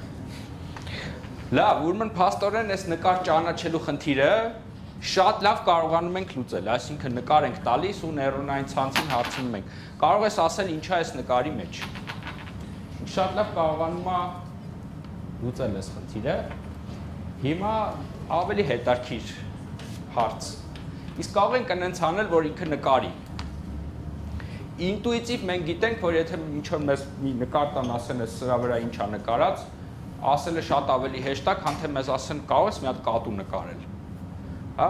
Սա ինտուիտիվ պարզ է, որ այս երկրորդ խնդիրը էապես ավելի դժվար խնդիր է նկարելը, քան ասել թե մեջը ինչ է։ Հա? Ուրեմն այս գեներատիվ հակամարտ ցանցերը հորինել են Կանադայում խումբը Իան Գուդֆելոյի ինքը ասպիրանտ էր թե փոստդոկ էր եւ ուրեմն պատմությունը այսպես է որ պանդոկում խմելու ժամանակ ինչ որ ուրիշ նախքին կարծեմ այդ խմբի անդամներ գալիս են ասում են ուզում ենք sense բան անենք որ նկար արտադրող բան ենք ուզում սարքենք ու ինչ որ միտք ունենք կոպիտ ասած մեքենային ասենք թե ոնց նկարի հա այս Գուդֆելոն ասում է չեք կարա տենց չի ստացվի ասում է հələ փորձեք երկու ցանց սարքեք կռվածնեք իրար հետ հեսա կբացատրեմ թե ինչա իրան էլ ասում են դու ես ինչ ես ասում կարճ ասած գնում է տուն ու այդ օրը սկսում է կոդը բանանել երկու շաբաթ հետո ամենամեծ կոնֆերանսներ այս հոդվածը երկու շաբաթում գրում են ու ուղարկում են Նեշի մասին մի հատ կինո կար Իգրի Ռազումը այն որ բանում էլի խմելու ժամանակ ինչ որ աղջիկներ են բան որոշում են Նեշի հավասարակշռությունը այդ պատմությունը իրական չի, բայց այս մեկը իրական է։ Իրոք բանտուկը լավ բան է։ Իրական։ Լավ, ժողովուրդ, իմաստը որն է, իդեան որն է։ Մենք մի քանի հոգի մեզ պատմեցին արդեն նախորդ, որ այս ցանցերը ըստ էության դուք մի հատ նպատակ եք սահմանում ու այդ նպատակի հետ կապված կորուստի գաղափար կա, թե ինչքան է ցանցը հեռու այդ նպատակից, հեռավոր կորուստի գաղափար ու ցանցի այս ուսուցման process-ը աշխատում է հետևյալ ձևի։ Ինքը մինիմիզացնում է այս կորուստը։ Այսինքն այս մակերևույթի վրա ինչ որ տեղից սկսելով իջնում է դեպի փոսը։ Այդ փոսը իջնելը համապատասխանում է այն process-ին, որ ինքը ժամանակի ընթացքում այն խնդիրը, որ դուք ուզում եք լուծեք, գնալով սկսում է ավելի լավ լուծել, հա։ Հիմա հանճարեղ միտքը հետևյալն էր, որ եկեք վերցնենք երկու ցանց ու իրանց կռվածնենք, հա։ Ուրեմն մի ցանցին եկեք սովորացնենք արտադրել կատվի նկար, մյուս ցանցին եկեք սովորացնենք տարբերել իսկական կատվի նկարը արտադրած կատվի նկարից, գեներացված կատվի նկարից։ Ուրեմն երևի նկարների վրա անալոգիան չգիտեմ ինչքանով է լավ է, եկեք պատկերացնենք, որ ինչ որ մեկը նկար է փորձում կեղծել, այն որ լավ նկարիչի նկարը փորձում են կեղծել, ու այս process-ը հետևյալ ձևի է, որ ինքը փորձում է կեղծել, հետո էքսպերտը նայում է ու ասում է իսկականա թե չէ։ Այս process-ը մոտավորապես այսպես է աշխատում, որ մենք զուգահեռ սովորացնում ենք էքսպերտին եւ կեղծողին։ Երկուսը գնալով իրար հետ այս պայքարի process-ի արդյունքում տեխնիկական տերմիններով իրանք խաղում են մինիմաքս խաղ։ Այս կողմում այդ մինիմաքս խաղի այս կորուստի մակերևույթն է նկարած։ Ժողովուրդ, բանի Pringles-ի չիփսը որ կա, այս մակերևույթը այդ չիփսի նման է։ Ուրեմն ինքը մի առանցքով որ կտրեք ինքը այսպես փոս է ստացվում։ Մյուս առանցքով որ կտրեք ինքը հակառակ։ Պարաբոլը մի կողմից մի առանցքով դեպի վերև է, մյուս կողմից ուրեմն բան։ Իմաստը որն է, որ մի խաղացողը փորձում է բռնի, այսինքն մաքսիմիզացնի, մյուս խաղացողը փորձում է մինիմիզացնի, այսինքն ավելի լավ կեղծի, օրինակի համար, հա։ Ստեղ ամեն ինչ պարզ էր, մի խաղացող էր, ինքը գնում էր փոսը, այնտեղ ամեն այս երկրորդ խաղում ուրեմն ամեն մեկը իր առանցքն ունի ու իրար հակառակ են աշխատում, մեկ ուզում է իջացնի, մյուսը ուզում է բարձրացնի։ Ու խաղերի տեսությունից հայտնի է, որ այս ձևի խաղերը բան ունեն, հավասարակշռության կետ ունեն, այսինքն օրինակի համար, եթե դուք ունեք spam գրողներ ու spam ֆիլտր արտադրողներ, ինչ որ պահից հետո էլ հնարավոր չի, գոնե տեսականորեն, էլ հնարավոր չի այնպես անել, որ ձեր spam-ը ֆիլտրի միջով անցնի, ավելի շատ, քան հիմա անցնում է, այսինքն ինչ որ մի վիճակ կա, եւ հնարավոր չի ավելի շատ բռնել, քան այս պահին բռնում եք, ինտուիտիվ հասկանալի է, իրար հետ պայքարելով վերջը գալիս եք ինչ որ մի վիճակի, որ էլ հնարավոր չի ավելացնել, հա, երկկողմանի։ Լավ, սխեմատիկսը ոնց է աշխատում, ուրեմն, սպասեք ես մի հատ ժամաց դեմ ստեղ։ Սխեմատիկսը ոնց է աշխատում։ Ուրեմն մենք ունենք երկու ցանց, գեներատոր ու դիսկրիմինատոր։ Գեներատորը սա արտադրողն է, դիսկրիմինատորը դա այդ բանն է, ասողն է, որ կեղծա թե չէ, հա։ Ուրեմն մենք դիսկրիմինատորին տալիս ենք իսկական նկար ու դիսկրիմինատորին ասում ենք սովորի, որ սա իսկական նկար է, այս նշանակել եմ իսկական նկարը մեկն է ու դիսկրիմինատորին ասում ենք, որ դու փորձին հենց անես, սովորես, Վահանը ամենասկզբում պատմեց այդ հետ հաղորդակցման ալգորիթմով, սովորի, որ այս իսկական նկարը որ տալիս ենք, դու պատասխանդ մեկ լինի։ Հա։ Գեներատորին ինչ ենք անում։ Գեներատորին տալիս ենք աղմուկ ու ասում ենք ընենց նկար գեներացրու, որ այս դիսկրիմինատորը չկարողանա իսկականից տարբերել։ Ուրեմն ստեղ գրած է դիսկրիմինատորի ու գեներատորի նպատակները, տեսեք, դիսկրիմինատորը փորձում է իսկական նկարը, այս x-երը նշել, որ իսկական է, հասկանալ, որ իսկական է, այսինքն dx-ը 1 անել եւ dgz-ը 0 սարքել, այս dgz-ը դա գեներատորի արտադրած նկարն է։ Հա։ տարբերել ես երկուսը։ Մեկը իսկական է, մյուսը կեղծ է։ Գեներատորը ուրեմն փորձում է այս այնց անել, որը դիսկրիմինատորի խափի, այսինքն իր արտադրած նկարի վրա այնց անի, որ դիսկրիմինատորը մեկ բան անի։ Նույնը ինչ որ իսկական նկարների վրա, այսինքն X-երի վրա, հա։ Հա, մուտքի աղմուկը ինչ աղմուկ է։ Մուտքի աղմուկը բազմազանության համար է։ Եթե մուտքին աղմուկ չտաս, քանի որ այս ամբողջ համակարգը դետերմինիստիկ է, ինքը միշտ նույն բանը ելք կանի, էլի, այսինքն աղմուկը պարտադիր է։ Լավ, այս նկարի նորից, փաստորեն ուրեմն դիսկրիմինատորն ու գեներատորը ըստ էության բան են, հակառակ նպատակներ ունեն, էլի։ Դիսկրիմինատորը փորձում է J0 սարքի, գեներատորը փորձում է այնց անի, որ մեկ լինի, հա։ Ուրեմն այդ համապատասխանում էր այս երկու առանցքներով իրար հետ պայքարելուն։ Լավ։ Լավ, ժողովուրդ, այս իդեան, այս հոդվածը շատ հետաքրքիր հոդված է, եթե այս բանի նման, վարժության նման, եթե փորձում եք կարդալ այս հոդվածը նենց, որ պատկերացեք, չգիտեք, որ այս ամեն ինչը աշխատում է, որ կարդում եք, չեք հավատում, որ սա ինքը շատ սիրուն է, բայց չի երևում, էլի, որ սենց լավ է։ Խափում են իրար բան։ Լավ, հիմա այս ուրեմն այս ձախ կողմում այդ մեր այդ փոստային նշանների վրայից հանած թվերն են։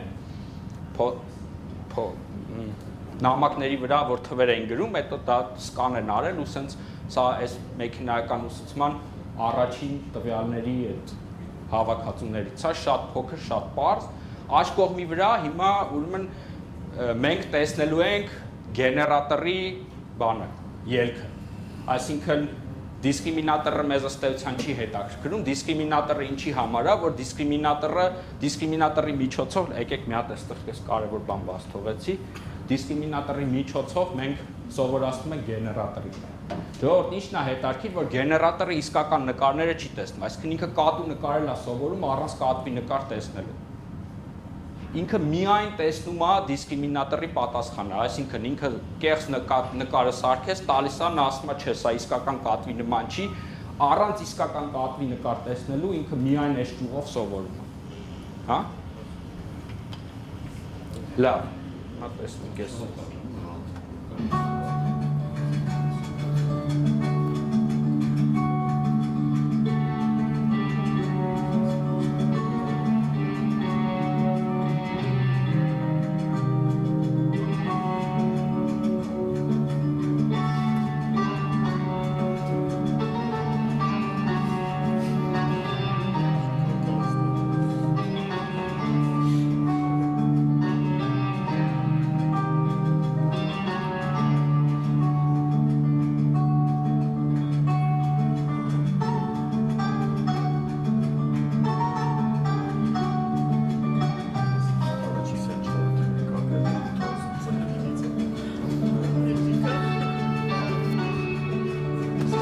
Որ ինչ որ բաների վրա տանջվում է շողովուրդ, չի կարում որոշի, ես 0-յա 8-ա, ինչ որ 6-եր կա ու բաներ կա։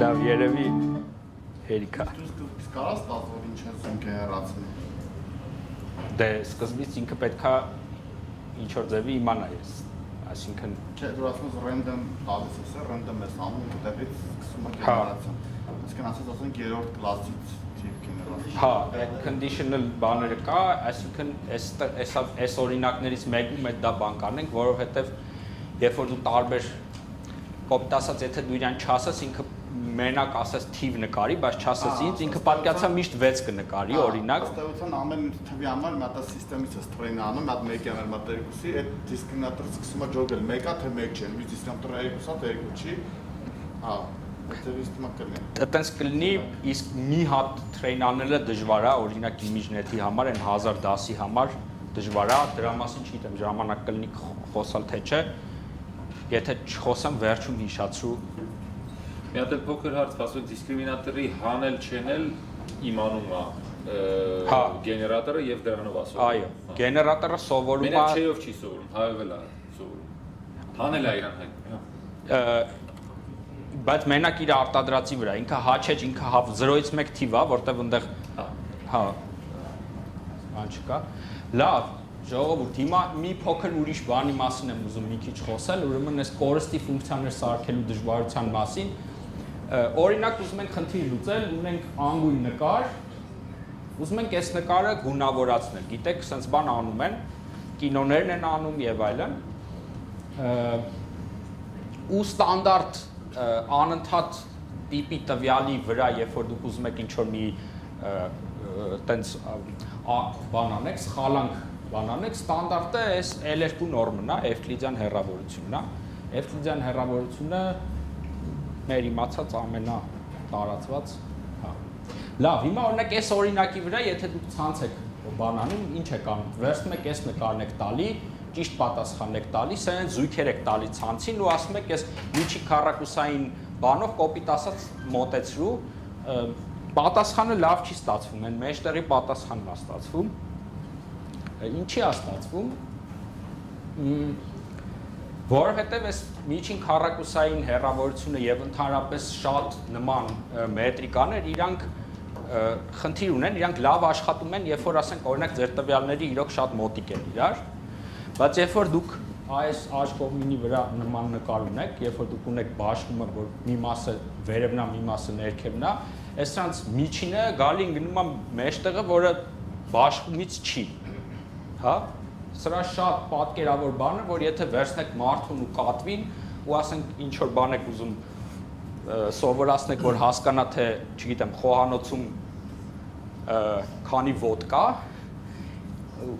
կամ դուք եք կամ կատունա, այդ դեպքում այս միջին քառակուսային ու ինքը չգիտի որն է, ասելու է 3, որը երբեք ճիշտ չի, էլի, այսինքն ճիշտ պատասխանը կամ 2-ն է կամ 4, այսինքն ճիշտ պատասխանը կամ ստեղ է կամ ստեղ, հա։ Հիմա կոնկրետ այս նկարի դեպքում ինչ է տեղի ունեցել, այս ոնց որ հնարավոր այս գունային բաշխումն է, կոպիտ ասած այս թռչունը կարող է լինել, ասենք նարնջագույն եւ այլն, ինքը վերցել է, լղոզել է, դրել է այս մեջտեղից ինչ որ մի բան, հա։ Սա հաճախ պատահող խնդիր է, այսինքն, երբ որ դուք սենց ինչ-որ մի թվացյալ շատ ինտուիտիվ, ասենք միջին քառակուսային հեռավորությունով մի բան եք տալիս, ասում եք սրանով սովորի, մեկ էլ հանկարծ պատասխանը ստացվում է լղոզված, էս են եւ այլն, հա։ Լավ,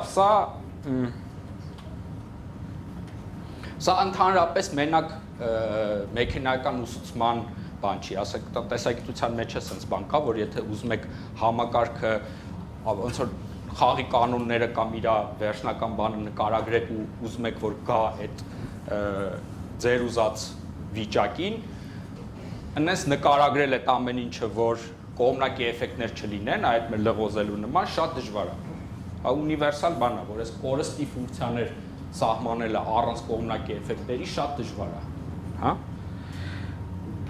Լավ, հիմա այս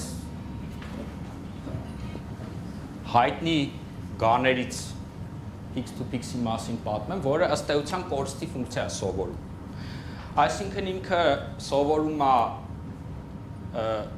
դուք իրան տվյալ եք տալիս, ու չեք իրան ասում եք սովորի կոպիտ ասած օրինակ նկարը բան անել, գունավորել։ Բայց չեք ասում, թե ձեր կորստի ֆունկցիան ինչն է։ Լավ։ Հաստորեն գանով ենք անում, ունենք դիսկրիմինատոր, դիսկրիմինատորին ասում ենք, սա անգույնն է, սա գունավորն է։ Սովորեցիր։ Լավ։ Գեներատորին ասում ենք, ուրեմն, սա անգույնն է, խնդրում եմ սարքի գունավորի։ Հա։ Ու դիսկրիմինատորի միջոցով, դիսկրիմինատորին հետո սրա զույգն ենք տալիս, այսինքն անգույնն ենք տալիս, ու դիսկրիմինատորն էլ փաստորեն սովորում է տարբերել այս գեներացված ներկվածը, այս մեր տվյալ մեր դեպքում սա լավ օրինակը չէր, այս պրոյեկտորի լույսերը գույները երևի այդքան էլ չգիտեմ երևում է թե չէ, բայց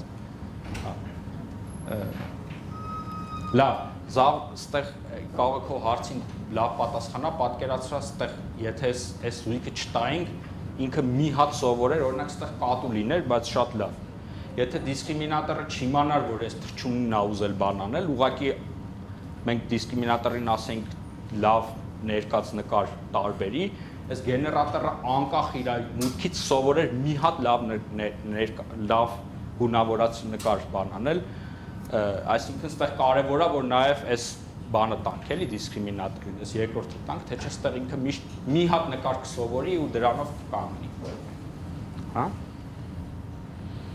Լավ, ուրեմն նպատակը ասենք միջին քառակուսային սխալանքի փոխարեն մենք ինչ որ մի հատ abstract նպատակ ձևակերպեցինք, ասում ենք խափի դիսկրիմինատորին։ Ոնց կխափես, մեզ չի հետաքրքրում, կոպիտ ասած։ Հա, նույն ձևի դիսկրիմինատորին ասում ենք սովորի տարբերել։ Ոնց կսովորես, էլի չի հետաքրքրում, մի քիչ բան եմ ասում, իրականում ինչ որտեղ սահմանում եք թե ոնց սովորեն, բայց այս գաների այդ կորստի բանը ինչ որ իմաստով ունիվերսալ է, այսինքն գանից կախված չի։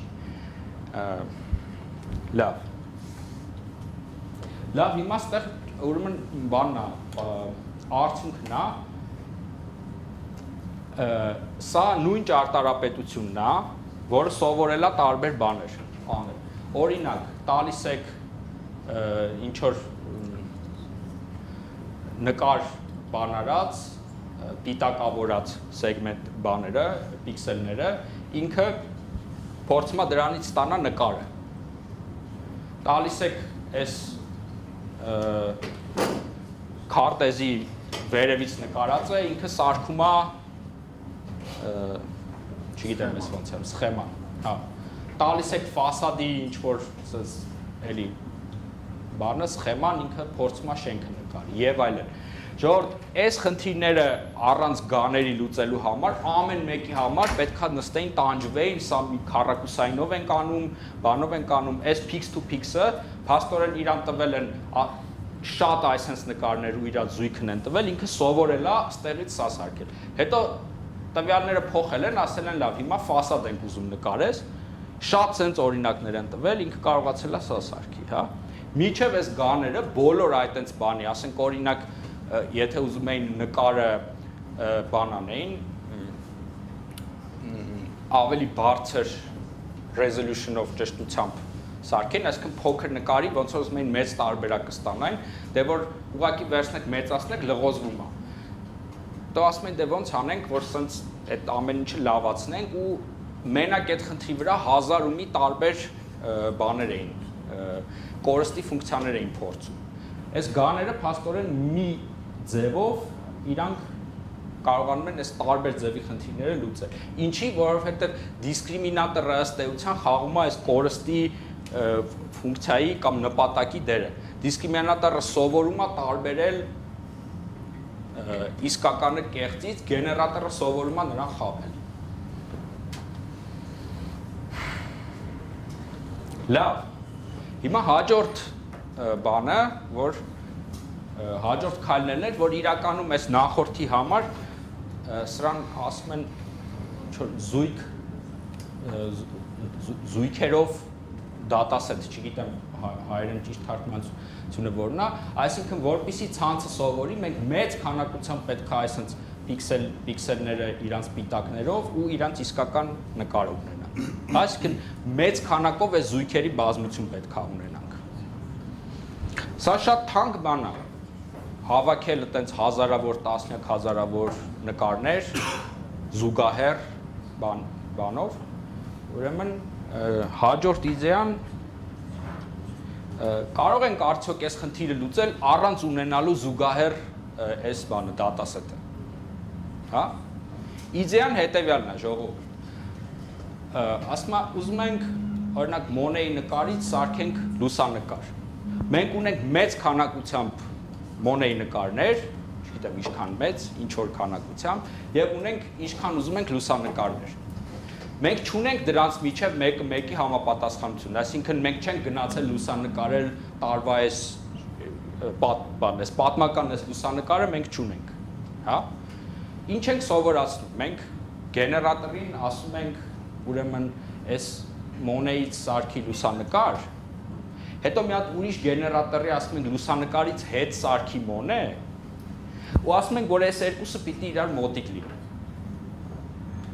Պատկացիք, այսինքն այս տվյալները, ուրեմն այս նույն խումբն է արել, ինչ որ են նախորդը, այսինքն զուգահեռով արել էին, հիմա ասում են լավ, այս վերցնենք այս մեր խնդրի այս արածի մեջի ամենաթանկ մասը որն է, ուրեմն զուգահեռ տվյալներ բանանելն է, եկեք վերցնենք ուղղակի լիքը լուսանկար տանք, լիքը բան տանք ու այս իդեան թարգմանությունից է գալիս, երբ որ դուք ունեք թարգմանության կորպուս ունեք, որտեղ տեքստը ամեն նախադասություն անգլերեն նախադասություն ունի իր ֆրանսերեն թարգմանությունը, այդ դեպքում թարգմանության այդ ալգորիթմը աշխատում է, որ ուրեմն անգլերեն թարգմանում է ֆրանսերեն ու ինչ որ ձևի այդ կորստի ֆունկցիայով այդ խնդիրը փորձում են լուծել այն ժամանակ, երբ որ դուք ունեք շատ անգլերեն տեքստ, շատ ֆրանսերեն տեքստ, բայց մեկը մյուսի թարգմանությունը չի։ Իդեան նույնն է, թարգմանում ես անգլերենից ֆրանսերեն, հետո ֆրանսերենից հետ ես թարգմանում անգլերեն ու ստուգում ես, որ այս նախնական, քո սկզբնական ու այս գնացած եկած թարգմանությունները մոտիկ լինեն իրար։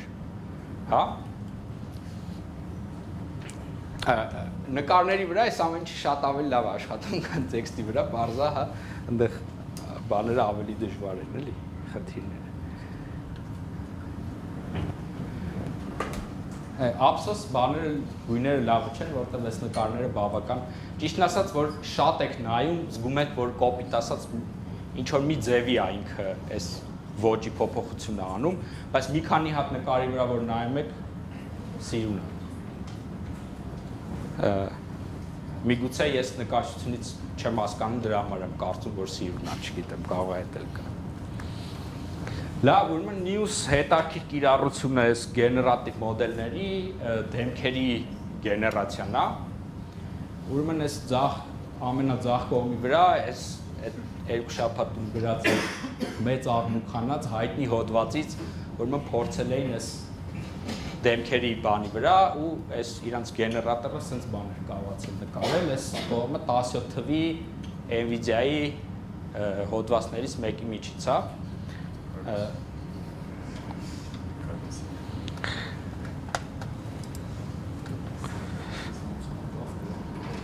Եկեք մեծացնենք մեր։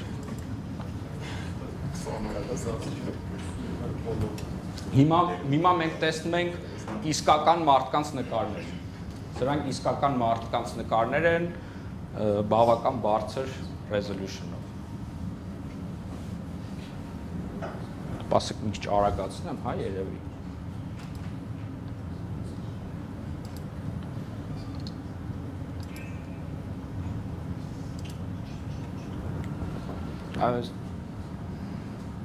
Հիմա սա գեներատորի բանն է, սա արդեն նկարած է, սա իսկական մարդ չի, սենց մարդ չկա։ Սա հորինած նկարներ են։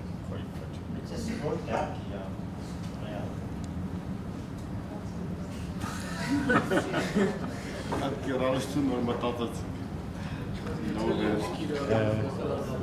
կոնկրետ NVIDIA-ն է սա անում է խաղերի համար, բայց Չինաստանում machine learning-ով շտրաֆ էին է դուրս գնում, այդ է լավ շորտ։ Հատուկ ծառայությունները կարող է իշխել մարդու հետ խոսալու համար։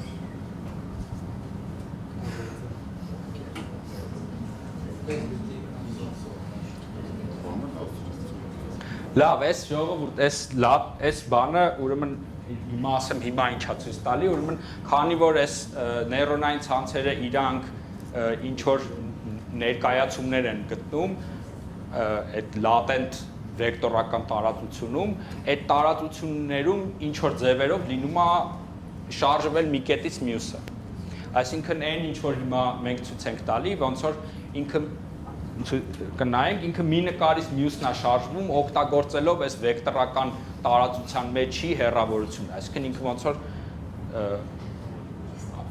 անընդհատ նկարներ են, էլի սրանք, հա, քայլում է այդ տարածության միջով ու սենց այդ քայլելու ընթացքում ստացվում են այս բաները, այս նկարները։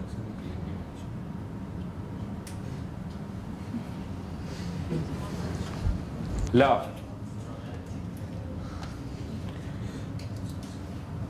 Լավ, ժողովուրդ, այս ամեն ինչը նաև փորձել են ուրիշ բաների վրա գեներացնել, ասեմ, որ դեմքերը չնայած մեր տեսանկյունից իրանք շատ բարդ օբյեկտներ են, այս գաների համար իրանք շատ ավելի պարզ են, քան ասենք շունը։ Ու խոսքը ոչ թե շան դեմքի մասին է, այլ թաթերով եւ այլն, պատճառները կամ ինչ տեխնիկական են երևի հիմա չարժի դրա մասին ասել, բայց ուզում եմ ասել, որ այս դեմքերը ամենալավ օրինակն են երևի, որի վրա իրանք աշխատում են, էլի։ Ասենք, տեսեք, այս նույն բանը անում է ուրիշ նկարների համար, էլի այս լատենտ տարածության մեջ քայլում է, ու ստեղ այդ անընդհատությունը չկա։ Ստեղ որ ուշադիր նայեք, ինքը ուղղակի հերթով նկարների վրայով անցնում է, այսինքն այս ոնց որ նկարների հաջորդականություն հիշած լինի ու բան, այն անընդհատությունն ու սահունությունը չկա ոնց որ դեմքերի մեջ, էլ։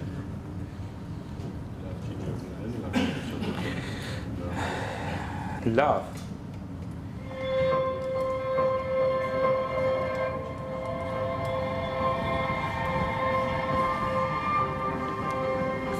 Այս էլ այս տարվա բանն է, NVIDIA-ի արդյունքներն են։ Այսա մեծ աղմուկ էր հանել մի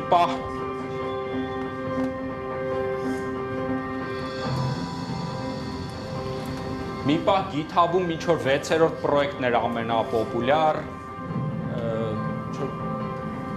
source code-ը, արդյունքները ամեն ինչ դրել են բան ու ինչ որ եկեք ասեմ ինչա կատարվում, ժողովուրդ, ուրեմն ինքը ոնց որ C-Pan-ը ցույց տվեց բառերի տարածության մեջ, երբ որ հեռավորության գաղափար կար, երբ որ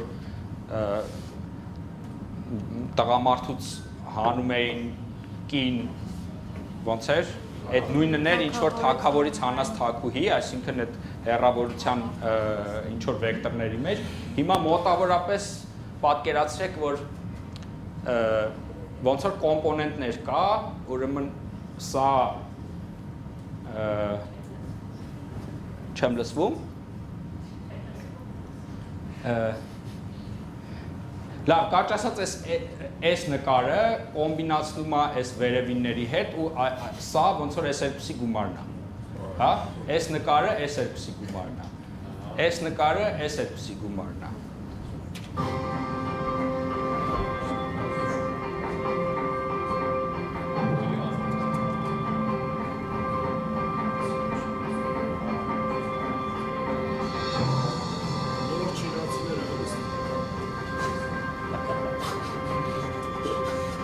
Վերևինները իսկական մարդիկ են։ Չէ, կարծեմ, բայց կարևոր չի։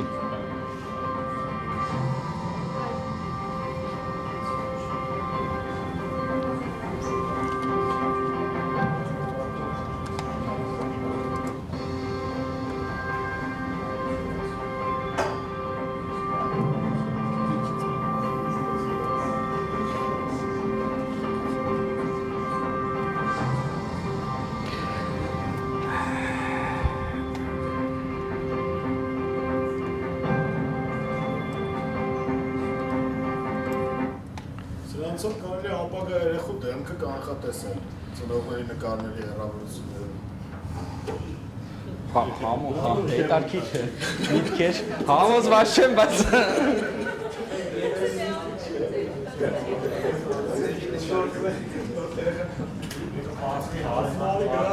լավ, մեզ քանի որ առանձնապես ժամանակ չի մնացել, եկեք արագ բան անենք, մի քիչ հարց պատասխան անենք ու լավ, ուրեմն մի քանի ուրիշ կիրառություններ, այս առաջին հետարքիր կիրառություններից մեկը Apple-ը ունի մեծ քանակությամբ տվյալներ, մարդկանց աչքերի նկարներ ու իրանք ուզում են պարզել, թե աչքը ուրա նայում, աչքի նայելու ուղղությունը, բայց այդ նայելու ուղղությունը, այսինքն այն, որ ձեր աչքի իրանք նկարում են, կոպիտ ասած պիտակը չունեն, այսինքն ինչ որ մեկը չի նստում, կողքը գրում, բան, այսինքն իրանք ասենք 1 միլիարդ հատ նկար ունեն, որը աչքի նկար է, բայց ուղղությունը չունեն կողքը։ Ունեն քիչ քանակությամբ նկար, որ ուղղությունը գրած է կողքը, եւ ունեն սիմուլյատոր, որը այսինքն շատ ոչ ռեալիստիկ աչքի նկարներ է կարողանում սարքի, բայց իրանց ուզած ուղղությունով։ Այսինքն աչքի ուղղության սիմուլյատոր։ Հիմա իրանք ինչ են արել, գան են ուսուցանել, որը վերցնում է ուրեմն է սիմուլյատորի ուղղությունը ու այն իսկական աչքը, որի համար ուղղություն իսկական աչքերից բանն է, սրանց կոմբինացնում է ու ստանում է իսկական աչքի նման իրանց ուզած ուղղությունով նայող սինթետիկ աչքի նկար, որի վրա իրանց նեյրոնային ցանցը ուսուցանում են, որի հաշվին այդ իրանց հեռախոսի բանը շատ լավ է աշխատում, որովհետև կոպիտ ասած իրանք շատ քիչ տվյալ ունեին, որի այս խնդիրը այդքան լավ լուծելու համար այդքան տվյալ չունեի, ասենց ասենք, էլի։ Պիտակավորած տվյալ չունեի։ Լավ։ Այս օրինակը շատ լավ հետարքիր օրինակ է, որ այն բանը գիտեք, որ ատամի շապիկը սարքելուց այդ ինչ որ պիտի գնաք, այնտեղ ինչ որ որակավոր բարձր որակավորում ունեցող մասնագետա, որ պիտի ձեր այդ ռենտգենը նայի բանանի ու մի երկու շաբաթ տանջվի հետո դրա վրա, հա? Ուրեմն այս խնդիրը այս իմանալով սա պրակտիկ աշխատող բան է, երբ որ տալիս են կոպիտ ասած շատ օրինակներ ու գանի սովորացնում են, որ ինքը վերցնելով ձեր բանի ծնոտի այդ ռենտգենի նկարը եւ այլն ինչ որ պետքա, ուրեմն նկարի ձեր բանի ատամի շապիկը, հա? Պրոցեսը իսկական այդ տեխնիկին սարքած շապիկներ շատ տվել են ռենտգենի նկարի հետ ու գան են սովորացրել, այսինքն դիսկրիմինատորին ասել են տարբեր իսկական կեղծից, իսկ գեներատորին ասել են սովորի նկարել։ Լավ, ուրեմն այս բանի ինքնավար մեքենաների համար, երբ որ մեքենան գնում է եւ իր ուսուցանելու համար վիդեո են նկարում, այդ վիդեո նկարելու համար փաստորեն մեքենան պիտի գնա ինչ-որ տեղով ու եթե ուզում են գիշերային վիդեո ունենան, պիտի մի հատ է գիշերը քշեն, ուրեմն այս գաների միջոցով սովորացել էին այդ ցերեկային վիդեո սարքել գիշերային, այսինքն մի ինչ-որ քանակի գիշերային վիդեոներ էին նկարել ու հետո գան էին ուսուցանել, որը ցերեկը նկարածը ոնց որ սիմուլացնում էր, թե ինչ կլիներ նույն բանը, երբ որ լույս չլիներ, հա? Ու ոնց որ մեքենա գիշերով քշելու այդ բանը էապես կրճատվել էր պահանջը։ Լավ, ապրանքի դիրքի, այսինքն դուք ունեք ինչ որ մի ապրանք, մի ինչ որ բանից նկարած ու ուզում եք, որ այդ նույն ապրանքը տարբեր անկյունների տակ պատտած նկարը ունենաք, հա? Էլի գաներով այս խնդիրը լինում է լուծել, այսինքն դուք այդ ծախսից բան եք անում, պատկերացրեք այդքան տարբեր անկյուններով ինչ որ նույն ապրանքը պետք է նկարեք, հետո որոշեք որ մի նկարն եք դնում դրանցից, գանը ինքն իրան կարողանում է պատտել, էլի։ Լավ, այս էլ կոչվում է գաների գազանանոց, ինչ որ մեկը ինչ նոր գան, որ դուրս է գալիս, որ անուն ունի, այս գազանանոցումը ավելացնում է։ Սա հենց անվերջ ցուցակ է, հա։ Եվ այս էլ հոդվածների քանակն է, ուրեմն սա 15 թիվն է, ասա այստեղ նոր բան ա եղել, 15 թիվ, 16 թիվ, 17 թիվ, այս 18 թիվն է, այս հոդվածների քանակն է, որոնք գաների մասին են, հա?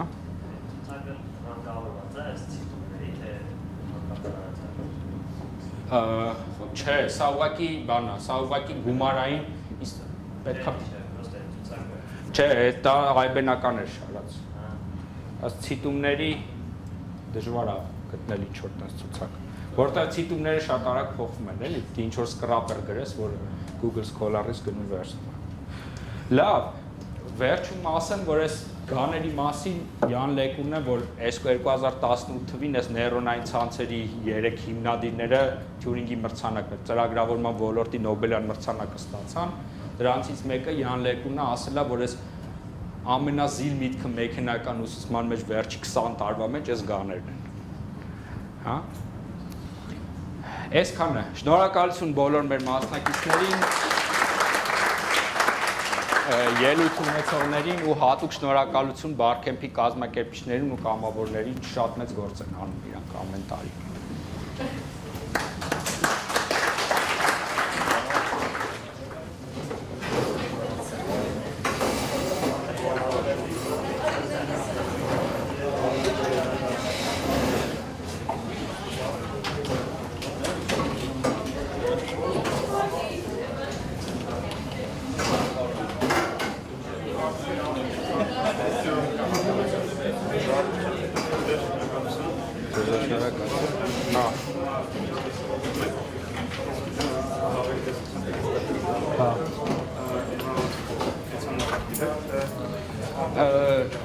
Այդքան էլ չէ, բայց նարեկ